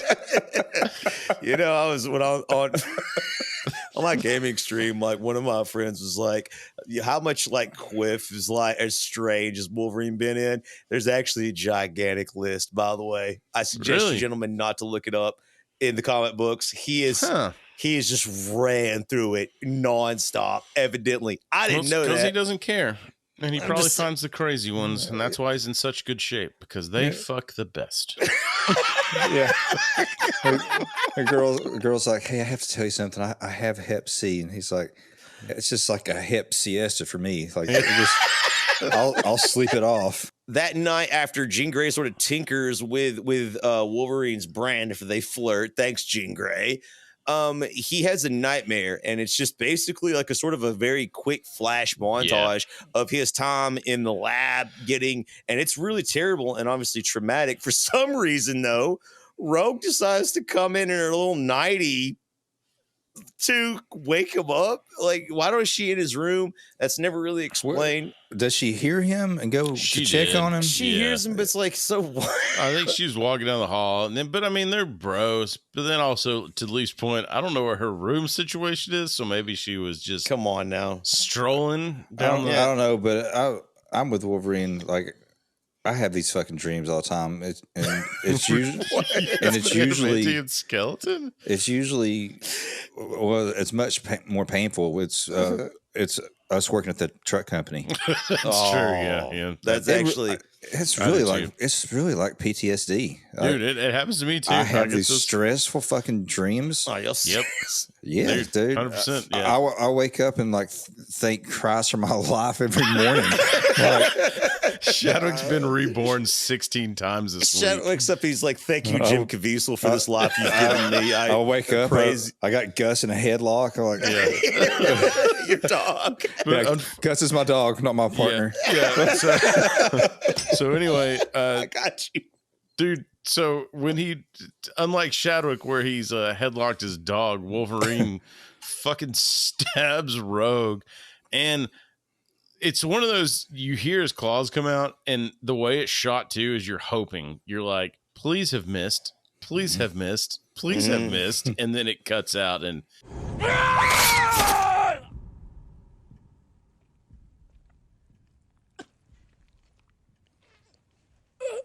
You find out he stabs her, and then thank God she finally makes contact with him, or he makes contact with her. She touches his face, yeah. And then she heals, but she's got a good little bit on him where like it's like, oh Jesus, like is Wolverine all right? Then you see him slowly start to heal, but she's healed up completely. So you're like, okay, Rogue's okay, everybody's freaking the fuck out. And then he's back on the fucking mend table again. And he's like, he has like a seizure almost. Yeah. And he's like, how the fuck do I keep ending up here? Like, and Jean Grey's like, you find out it's Jean Grey's behind it the whole time. Yeah. Like, Jean Grey's like, she's rubbing his I don't chest know hair. what you mean, Cyclops. He's hurt again. I gotta take care of him. I'm the doctor. And they shoehorned her in like now it's even more ominous. Slides a curtain like shh. No, I've seen that before. Please. She's like, I got my degree with my partner, Dr. Mantis Toboggan, MD. From Cyclops' point of view, you see the curtain like close, and then you see her silhouette get smaller, and then her pants just drop. No. Shadwick's thought about this a lot. Like Dr. Yes. Dr. Evil with the I actually just thought of it, but I'll be thinking of it later.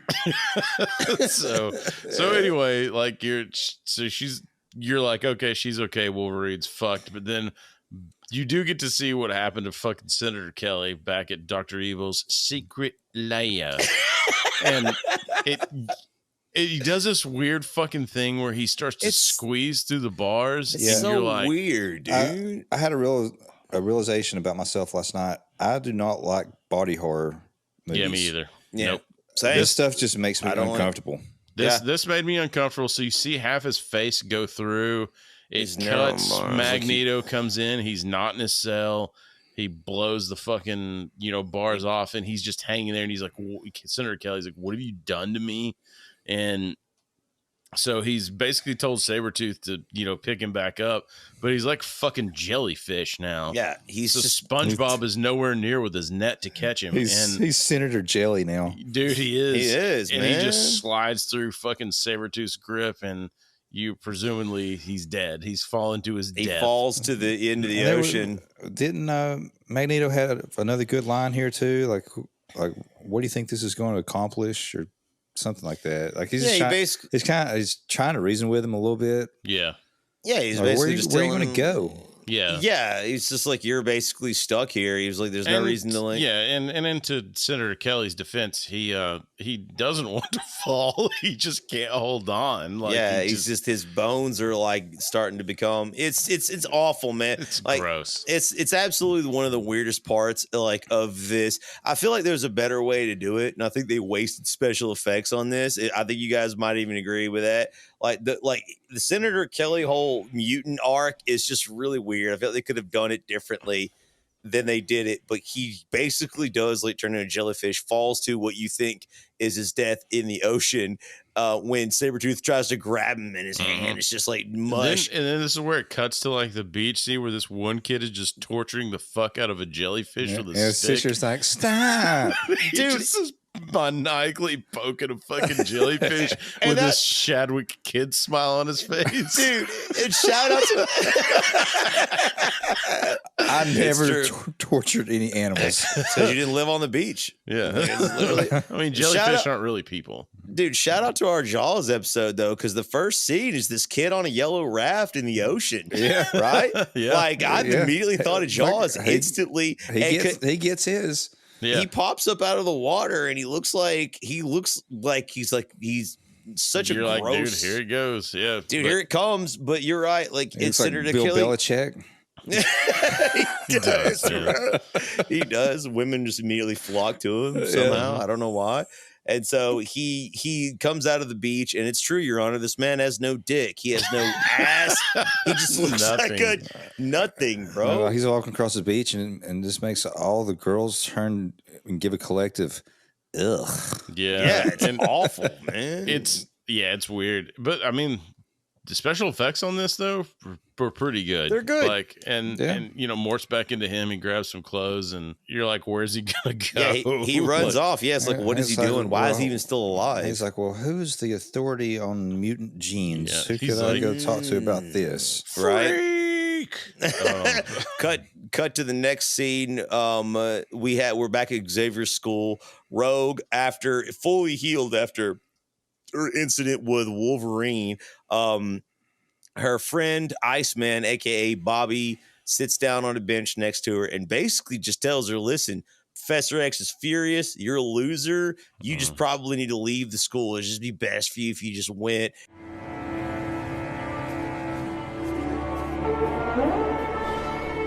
Of course, we've seen this before. It's Mystique. Like she's manipulated Rogue into running off the school and potentially into danger. Low key, Mystique just fucking MVP of Magneto's stable, bro. Absolutely MVP. 100% like that's his Tom most Brady assists. Yeah, dude, man. Like she actually is like the linchpin of that entire group. Most of the film. And so Wolverine obviously finds out she's ran off. She's gone. I guess he goes to talk to her about the incident because they haven't spoken since he was in his coma. And Professor X we get that moment where Professor X uses Cerebro. All right. Like he puts on the thing and he explains to Wolverine exactly like what it does. And he's able to, it enhances Professor X's powers. He basically can find pretty much any mutant in the world. Am I correct about that, Shalik? Or but he can't he lets it known that Jean Grey can't use this because she's a woman. And and Cyclops Cyclops concurs. He's like, it would be dangerous. Yes. Yeah. Better like next time when you have a cock. Yeah, I do like that it kind of just hits on Cyclops being a dick again, where she's like, I don't have full control, so I can't use it or whatever. It would be then he's like dangerous. Yeah, he's such an asshole, man. But actually, I don't think he was being an asshole there. I think he's not, but I hate him. I think he was saying that to tell the audience how powerful she was. Okay. Like she doesn't have control. She doesn't have control over it yet. And you're absolutely right, because the truth of the matter is, like throughout the film, it's sprinkled in. She's a very, very powerful mutant. She's just out of control. She's not able to really control her powers. Like if she says it, Scott says it.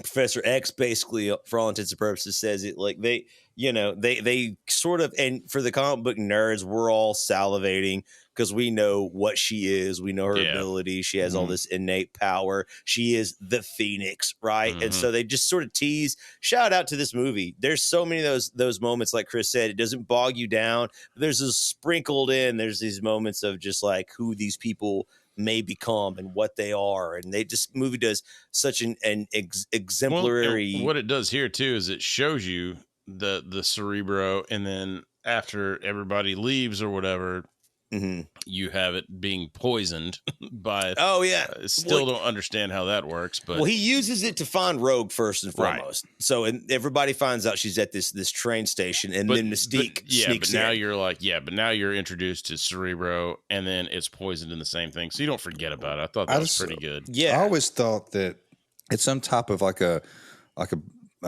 biomechanical machine, so it integrates with him somehow. It just magnifies what he can do. Yeah, which I don't understand like at all. I just know that when it gets sabotaged by Mystique and blue juice turn red, bad. It's true. Because movies, bad. right? Like, because the blue juice looks clean and pretty, and then she hooks up the thing, and then it turns red and black, and that's bad. And so we know that Cerebro sabotaged, but as of right now, it's already been used. Like Professor X already used it. We just know the next time she was trying to red pill him. Yeah, get him on their side. But it is. Everybody's trying to converge on Rogue at this point. So yes, the Wolverine, bad guys, the good guys, and everyone. Yeah, this is really a coalescing point with the movie. Shout out Wolverine. Obviously, it feels like Rogue's protector now after this movie. He is just done waiting for the X-Men to find out where she is and make plans and figure it out. So he steals Cyclops' bike, and you get this hilarious moment.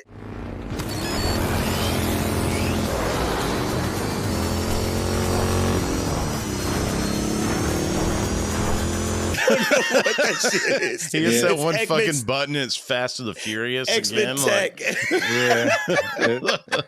And he's got that smile on his face because he's just fucking shredding. Talk about like recurring nightmares. That shit where he can barely see the road. And like, he's turning and everything. I have recurring nightmares like that where like I'm driving and I can't see the road. And for some reason, I'm always drunk in my dream. And I know I'm going to get a DUI. And every time you wake up from that dream, your head hurts really bad. Yeah, I wake up from the dream and I'm still drunk. We're at the cabin again. So somebody's knocking on the door like, you drive your car tonight, Mr. Balfour? Been hearing my fucking kids all night. Yeah, exactly. Our podcast is just turning like a trauma dump where we all talk about like our nightmares and horrors fucked and up. But the clown comes out with chainsaw tits. The clown has no penis. What kind of dreams are you guys having? Clown has no penis. So everybody converges at this fucking train station, right? So you have two separate battles that happen. Wolverine finds Rogue. He's on the train. On the train, he's talking to her. Everything's kind of they're having a heart to heart. They have a tender moment. It's great. They talk about their own being freaks and being isolated, and it's sad. And she cries, and he hugs her, and he's like, "What do you say we get out of here?" And then he tells her that he genuinely thinks that like Charles is trying to help. Mm-hmm. He's like, "What do you think? Give these geeks some more chance." Yeah, man. And then the fucking whole train opens up, and then somebody falls out, and then Kevin Smith's like, "No ticket." So how great is this, by the way? Practical effect with the train cart splitting in half. Mm-hmm. I didn't know that was practical. Hugh Jackman thought that only the door was going to come off. So if you watch closely, you can see the first shot of him when the train starts to split. He was like genuinely surprised.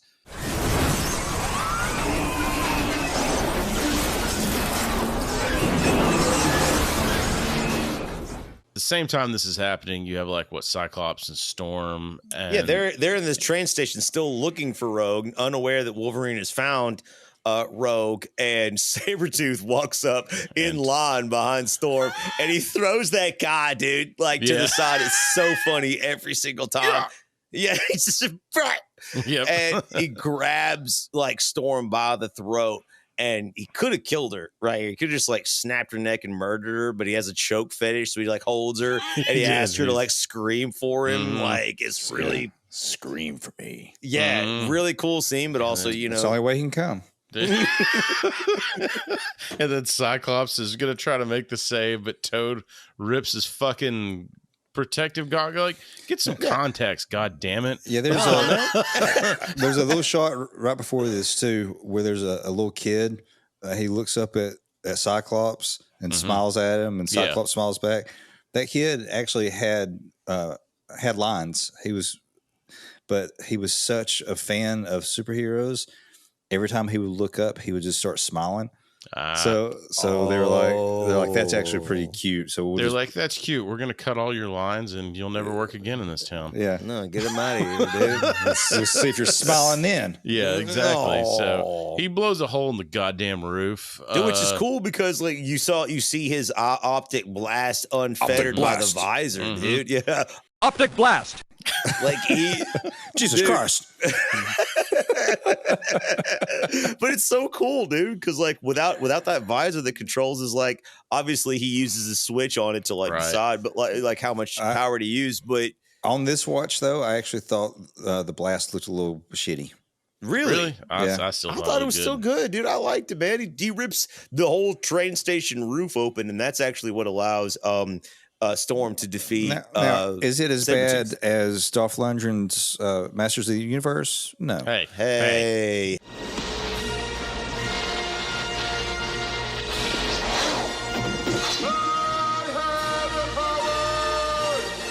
We're gonna cover that one, and you're gonna cover that. You'll be sorry for that. You'll rue the day. I'm just talking. Start ruining. I'm just talking about the lightning effect. No, we got you. Yeah. Man. So now Magneto just fucking abducts Rogue. He reveals the fact that this is where we get the plot twist, right? Up until this point in time, we think that Magneto and his crew are after Wolverine, but actually, like he has that moment where he's like controlling like Wolverine. He's like, dude, that unique metal doesn't run through your whole body, does it? And he's like bending his fucking claws weird ways. You're just like, it's like kind of when you got a boner and you're like, How you're bending it? he's giving him Peronis in real time. No, please, dude. Now I'm gonna be thinking about that. Now it looks like a pepper. Yeah. But yeah, he reveals that Rogue is the true target. We still don't know why yet, but we're starting to slowly piece it all together. And so he takes Rogue, abducts her, like easily just beats the shit out of Wolverine. And turns out metal, not a great tool against Magneto. Yeah, adamantium is definitely a magnetized metal. So R.I.P. Wolverine. He's still alive, but he got his ass kicked. Yeah. And so Magneto takes his prize Rogue, goes back to the train station. And we get to the cops show up. We get the showdown between Magneto, his thugs, and the police officers, and Professor X. This scene, great dialogue here, and so good. And again, practical effects.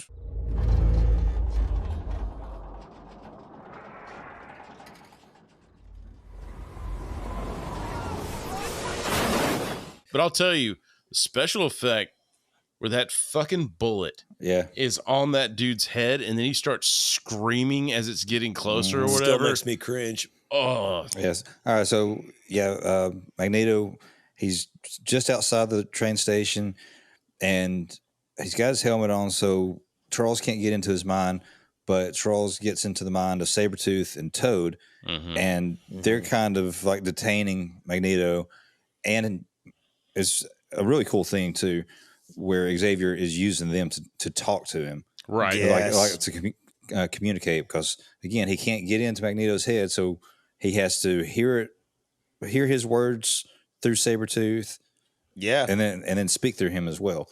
Let them pass that law, and they'll have you in chains with a number burned into your forehead. It won't be that way. Then kill me and find out.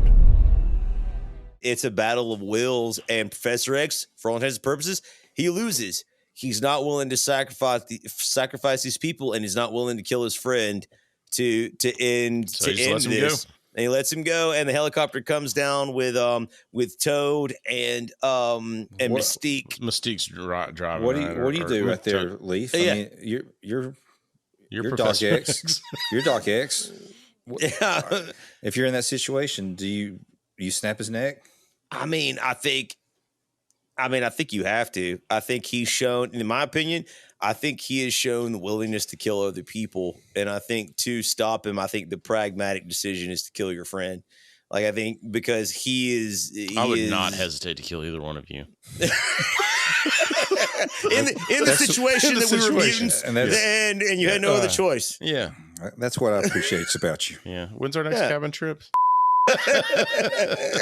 That's just it. That's just it, though. It's just like, what do you do in the situation? And I think that's one of the best scenes in the film, because you see the battle of wills there, like who's willing to go further and sacrifice more for their goals. And in the situation, Magneto wins because of your principles will cost you. And I think that's one of the underlying like sort of themes of the film. You're like, for you to stand on business, like it's going to cost you, man. And how far are you willing to go, and what are you willing to lose? And that's kind of what we see there. And I think that's the underlying brilliance of this film, and probably, definitely one of my favorite scenes, like in the film. And Magneto gets away. He flies away, Mystique and the thugs with Rogue in tow. So they win.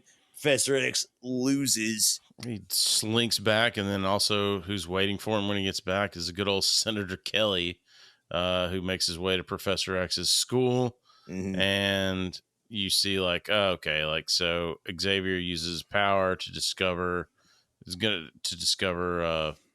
full Magneto's plan. Magneto's full plan. And so when Senator Kelly shows up, he's basically just a disgusting mutant jellyfish at this point in time. But Professor X, probing his brain, like you said, finds out Magneto's true plan is to use Rogue, transfer her mutant using her mutant ability, transfer his powers into her and power the mutant machine. Plot will be realized at the end, with the UN world leaders all being turned into mutants. But there's a big problem. Senator Kelly's body has rejected the mutation. So he's everything about him is just gross in this movie. Yeah, guys, it's a big problem for me.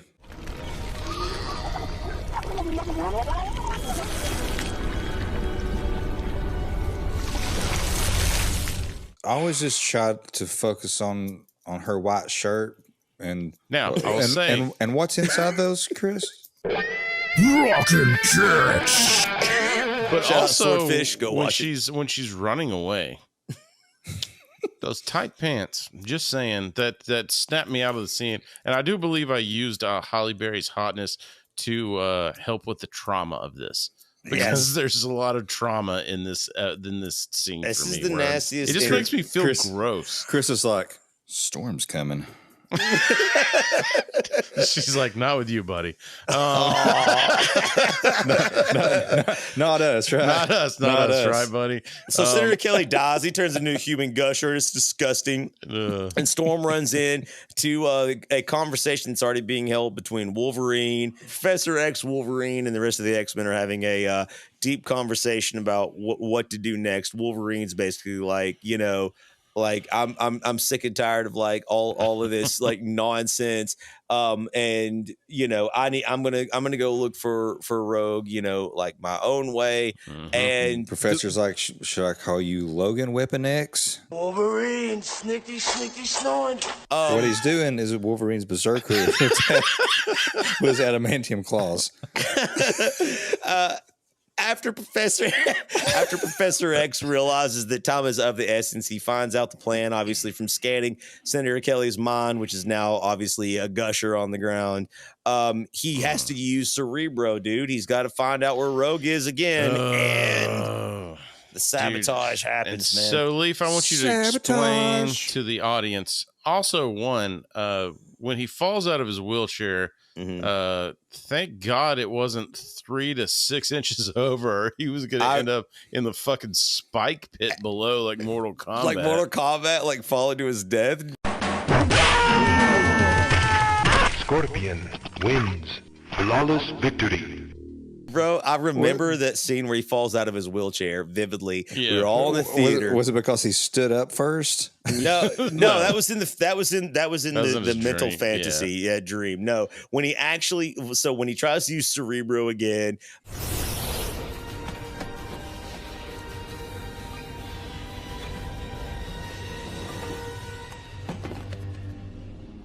And I remember when he falls out of his wheelchair, I screw the top of my lungs. I'm like, no! And I remember the people in the theater are like laughing because obviously, like I'm in the wheelchair. Yeah. And I'm like, no, guys, that really sucks, dude. Like that sucks, having to crawl back in your wheelchair when you're paralyzed. It sucks, dude. It sucks even worse when you're unconscious. It sucks. Like he was. Fucking brain dead. He ends up being comatose, right? Yeah. So they've pulled Professor X's, like, which is brilliant writing, by the way. because, you know, it removes Professor X's like abilities to do anything and sort of stop, you know, Magneto's plan, right? Professor X is gone. He can't do anything. So now it's up to the X-Men to get together and stop Magneto's evil plan, which we find out is taking place at Liberty Island at the Statue of Liberty, and it's suit up time, gentlemen. Dude, and also Statue of Liberty. Don't ever send anybody a present that's made out of copper.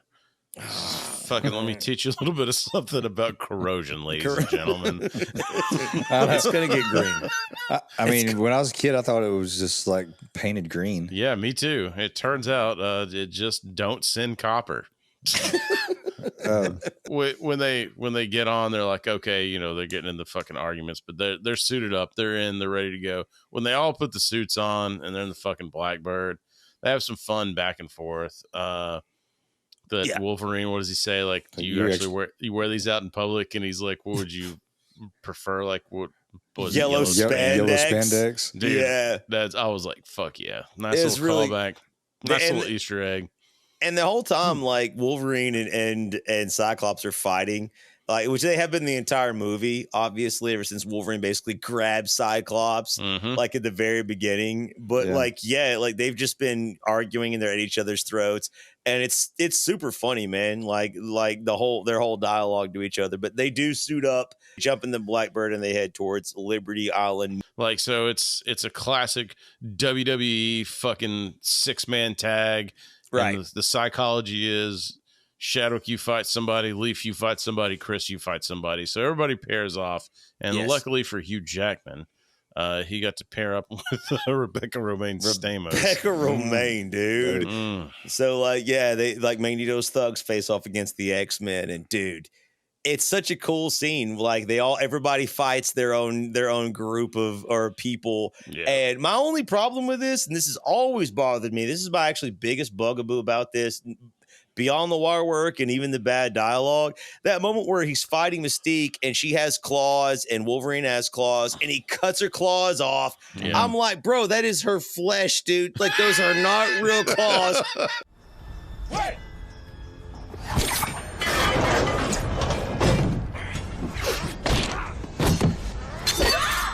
Don't scar Rebecca Romijn. She screams too. She's like, dude, I had to look it up. I actually had to look it up. And this is like a decade ago. I saw this drunkenly, might I add.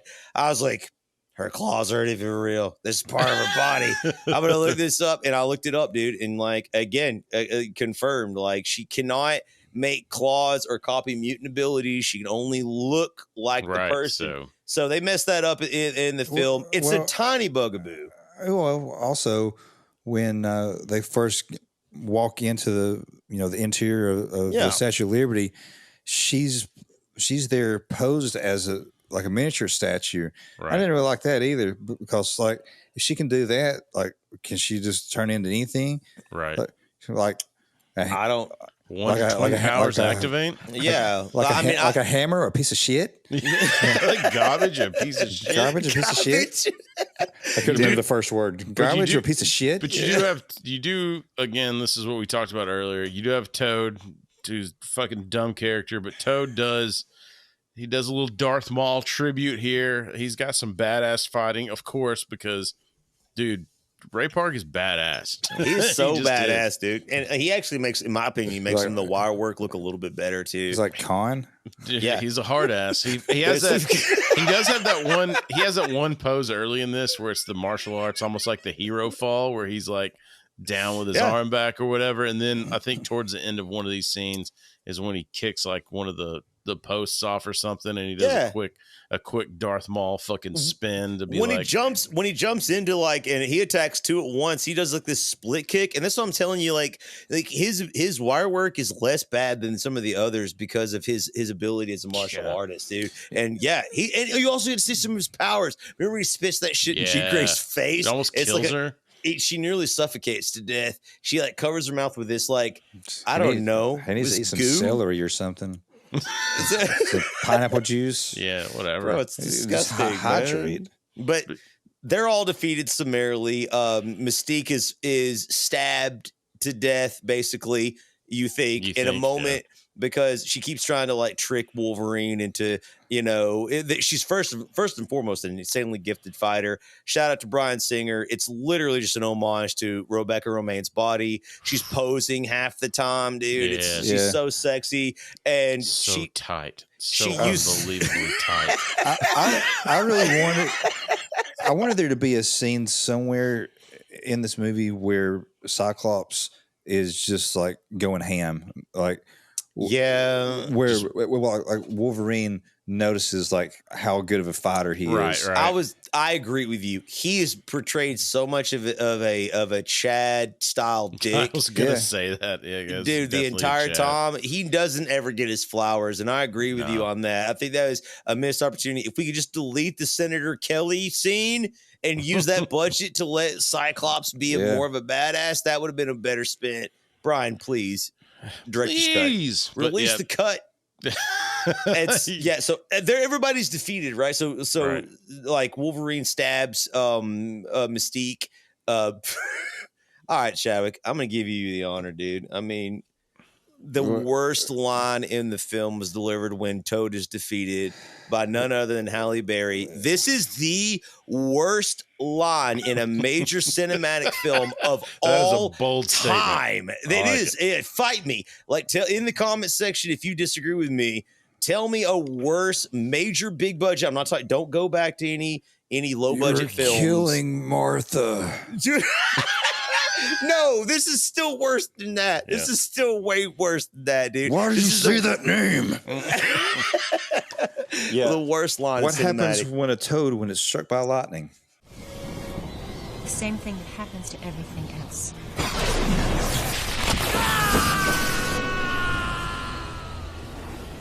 And it's on par with the cartoon, I guess.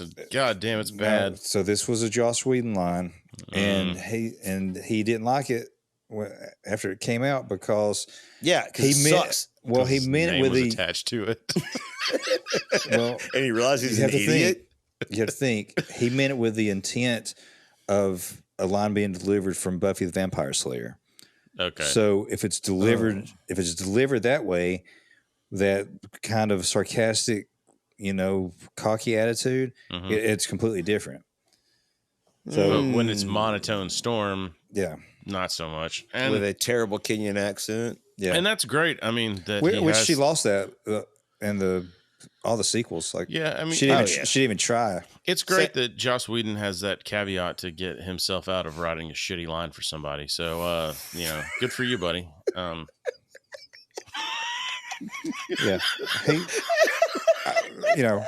not trying to defend him because he sucks. Like, look at Justice League. No, I agree with you. I agree with you. The line is just absolutely terrible, and maybe it is terribly delivered. But like as a voiceover actor, I try to think, how can I deliver that line and make it cool, even me? And you just can't. It's delivered in the way of her in the cartoon. Like, she's stoic, and why give her that line? It's just fucking dumb. I feel like that was meant to be a fuck yeah moment in the theater, and it just felt up to be a.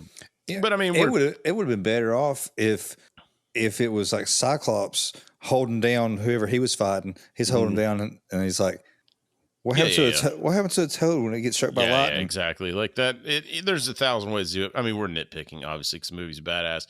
But let's get to the part where they've defeated them, and they go to Magneto, and Magneto just fucking whips their natural asses in 3 seconds, and then he turns them on each other to where it's like, if Cyclops loses his power, he's gonna fucking roast Jean. Yes. Fucking Wolverine is gonna have to stab himself to get out. He turns his claws in on his own chest, man. Like it's fucking cool as shit, and they've just got to watch. As Rogue just dies, right? Basically. And Magneto tells him, he's just like, look, they were like, listen, Senator Kelly's dead. Like, your machine doesn't work. And this is like one of the cryptic things in the film for a long time. Obviously it's been confirmed now Senator Kelly does die. Magneto's like, are you sure you saw what you thought you saw? Yeah, see, that's what I thought too. Is Senator Kelly still alive and just a water monster or something. He's in the sewers. Or I was confused by that line, but for all of the terrible wire work, hold on, let me just say this like out loud, ignoring Ray Park stuff, who is a trained martial artist. Ian McKellen absolutely wins the wire work when he just like flies up and he's standing. He looks so freaking cool as Magneto when he just flies like up out of that.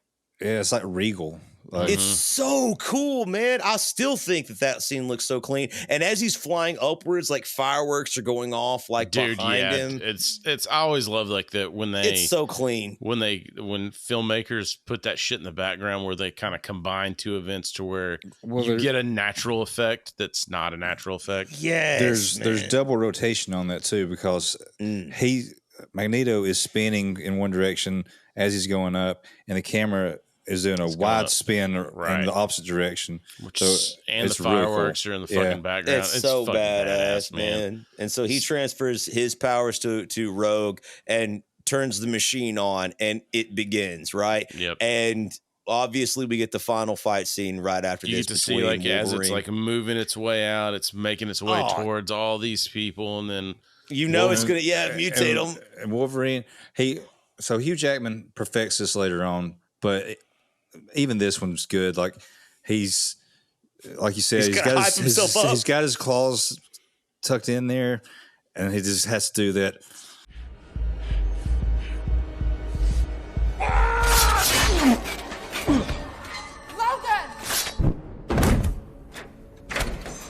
Shout out to Magneto, who turned his claws to his vital organs, not knowing that he has healing powers. He didn't know that he doesn't know Wolverine is. He didn't know. He thought, like most people, that he just had claws. Yeah. He didn't know he had and he turned his claws to his vital organs, and so he stabs himself. So he stabs himself. Wolverine's free. He was he free? Storm, I think, like Cyclops. Well, when they're all detained, somebody tells Storm to blast him, and Magneto's like a lightning bolt in a highly conductive area. Yeah. Don't you live in a school? Yeah. Dude, he has them completely hemmed up. But so the one final bad guy that's left is Sabretooth. He's sort of guarding the X-Men. And so when Wolverine stabs himself, he's laying there dead or unconscious. And then he stands up, and that's when we have the final battle between Wolverine and Sabretooth on top of the Statue of Liberty. And it's badass. Like, he's stabbing the shit out of Sabretooth. Sabretooth's throwing him, flinging him back and forth, dude. He stabs the shit out of Sabretooth a few times, like where I was like, God damn, how are you not dead?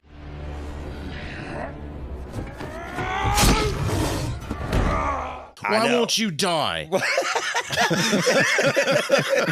It's such a good fight scene, but in the end, Wolverine does release everyone else like in the X-Men, and they sort of work together to defeat Sabretooth. And we come to the final scene, right? Like, here it is. The machine's on. It's getting close to mutating everybody else. And it even hits Jean Grey. It does. It absolutely does. And everyone is working together. Like, they decide the plan is throw Wolverine up to the machine so he can destroy it and rescue the girl. Everybody sort of works together, and they fling Wolverine up to the top of the Statue of Liberty with the machine. A quick optic blast from Cyclops incapacitates what's left of Magneto, who's already weakened, right? From transferring his powers to Rogue. Yeah. Wolverine destroys the machine. Down. Yeah. Blows it up, man. And he's hugging. There's a cool scene. He's hugging Rogue because you assume she's dead because she's dead. He's skin on skin and nothing's happening. And then all of a sudden, like, boom, like you see his skin start to whatever. So that means that like she's got his like healing powers again, and she's okay. Well, and all of his wounds start to open up. Right. Yeah. And it's fucking cool. And she steals his ability. So she's okay. And he starts like pouring blood out of his his claw marks. Yeah, dude. Suit, dude. Yeah, it's a cool scene, man. And so then, like, you have, I think too, in the aftermath of this, you have like a bunch of people like coming into the place where they are. and you see this security guard with the same Wolverine punctures that Mystique did. So she just transformed herself to get medical attention, and get medical attention. and get healed up. Yeah, so she actually survives the encounter. And that was a nice little touch. That was really good. Magneto's obviously incapacitated and defeated. And Wolverine rescues Rogue, and that's the end of the confrontation. The aftermath, fade to black, right? The aftermath after this, Professor X tells Wolverine when he wakes up from his coma, yet again, being molested by Dr. Jean Grey, like another flirtation moment where she's like rubbing him, dude. Like, I seen it. Was she a doctor at Ohio State? I just saw a documentary on that.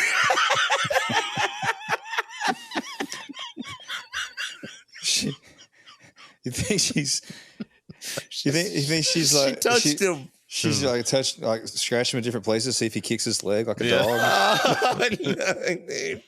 And so he wakes up. Professor X basically tells him, "Listen, we won the battle. You're the hero, Wolverine, and you saved Rogue. She took on some of your more unique personality traits because she doesn't just absorb your power; she absorbs like your essence and your personality." Dick for like 2 weeks. Wish I could have seen some scenes of that. That'd have been really funny. Calling everybody dames and broads. Yeah. Instead of her being just a dick like 1 week out of the month, she was a dick for 2 weeks out of the month.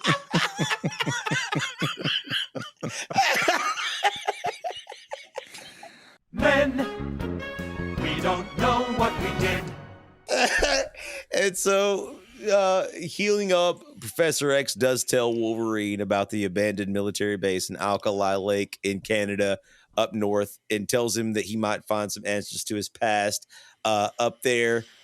He has a very tearful sort of goodbye with Rogue, who decides she's going to stay at the mutant school, be taught by Professor X, learn, maybe even become an X-Man, one of the secret soldiers in Professor X's secret army. And so, they say goodbye, and he steals Cyclops' bike again. And it's less funny, but it's still funny to me. No, it's still funny to me. Yeah. It's not, I know it's not his, but he steals Cyclops' bike and runs off. And on the TV is speaking of Michael Jackson earlier in this movie, on the TV, you see that Senator Kelly is still alive. He's and you're back, like, dude. oh, sweet. And Yeah, he's done with the mutant ban. He's no longer doing that. Now he's pro-mutant. He's convinced the rest of Congress to vote against the bill. The bill fails in Congress. And as he's being, people are like, why have you like done a 180? What's going on? And he was just like, I've made a mistake. And as he's like walking away, his eyes turn fucking yellow. Like he continues to draw.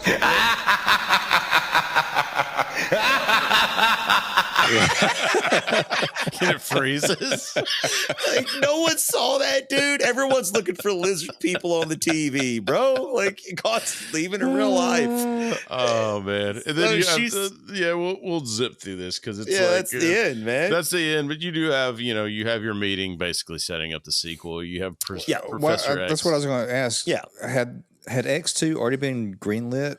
Because I have to assume they knew. It feels like they were setting up talking about Alkali Lake, because that's like where I think the sequel opens up, right? Yeah, I'm pretty sure I feel like it. It's in movie making too. Like, you set yourself up for a sequel, and if it happens, it happens. If it doesn't, it doesn't. So like the Joker card. Yeah, So exactly. It's there, and there's a plastic you cut to Professor X and Magneto in this plastic prison, and they're playing chess. They're having sort of verbal fisticuffs again with their differing ideologies. Why do you come here, Charles? Right? He's like, why do you ask questions to what that you already know the answer to? And Magneto's basically like, look, this plastic prison is not going to hold me forever. I'm going to get out, and I'm going to kill everybody. He's like, tick tock, Charles. He is, dude. And Charles is like, and when you do, we'll be ready. And he Professor X, if you look at the chess game, he actually beats Magneto, and it was like it's checkmate, right? Yeah. And so, there's a little foreshadowing. I just thought about it, but in that conversation, Magneto was asking Charles, like, what happens on the day that they pass something like that, and someone comes for your children. Yeah. And he says, I feel a great swell of pity for the poor soul who comes to that school looking for trouble. X2 happens. Yep. It does. 100%. It absolutely good, does. Again, good writing. If you haven't seen it, it's on Disney. It's fucking a banger. It still holds up. Great fucking movie, especially if you are in our age demographic. I gotta say, it would be better for me. Disney Plus is my last holdout on not splurging for no ads. So when I watched this last night, I had to put up with Ozempic ads or whatever the fuck it was the entire time. Oh my By the end of it, Shadwick's ordered Ozempic 6 times, and he doesn't even know it. He's just so tired. I need it. So at the end, like we always do, guys, what is your favorite line from X-Men, the movie from 2000? My favorite line is Wolverine's. You actually go outside in these things? What would you prefer? Yellow spandex? I don't know why, but that made me laugh pretty fucking hard this last time that I watched this. Good Easter egg, yes. Leaf, what do you got, man?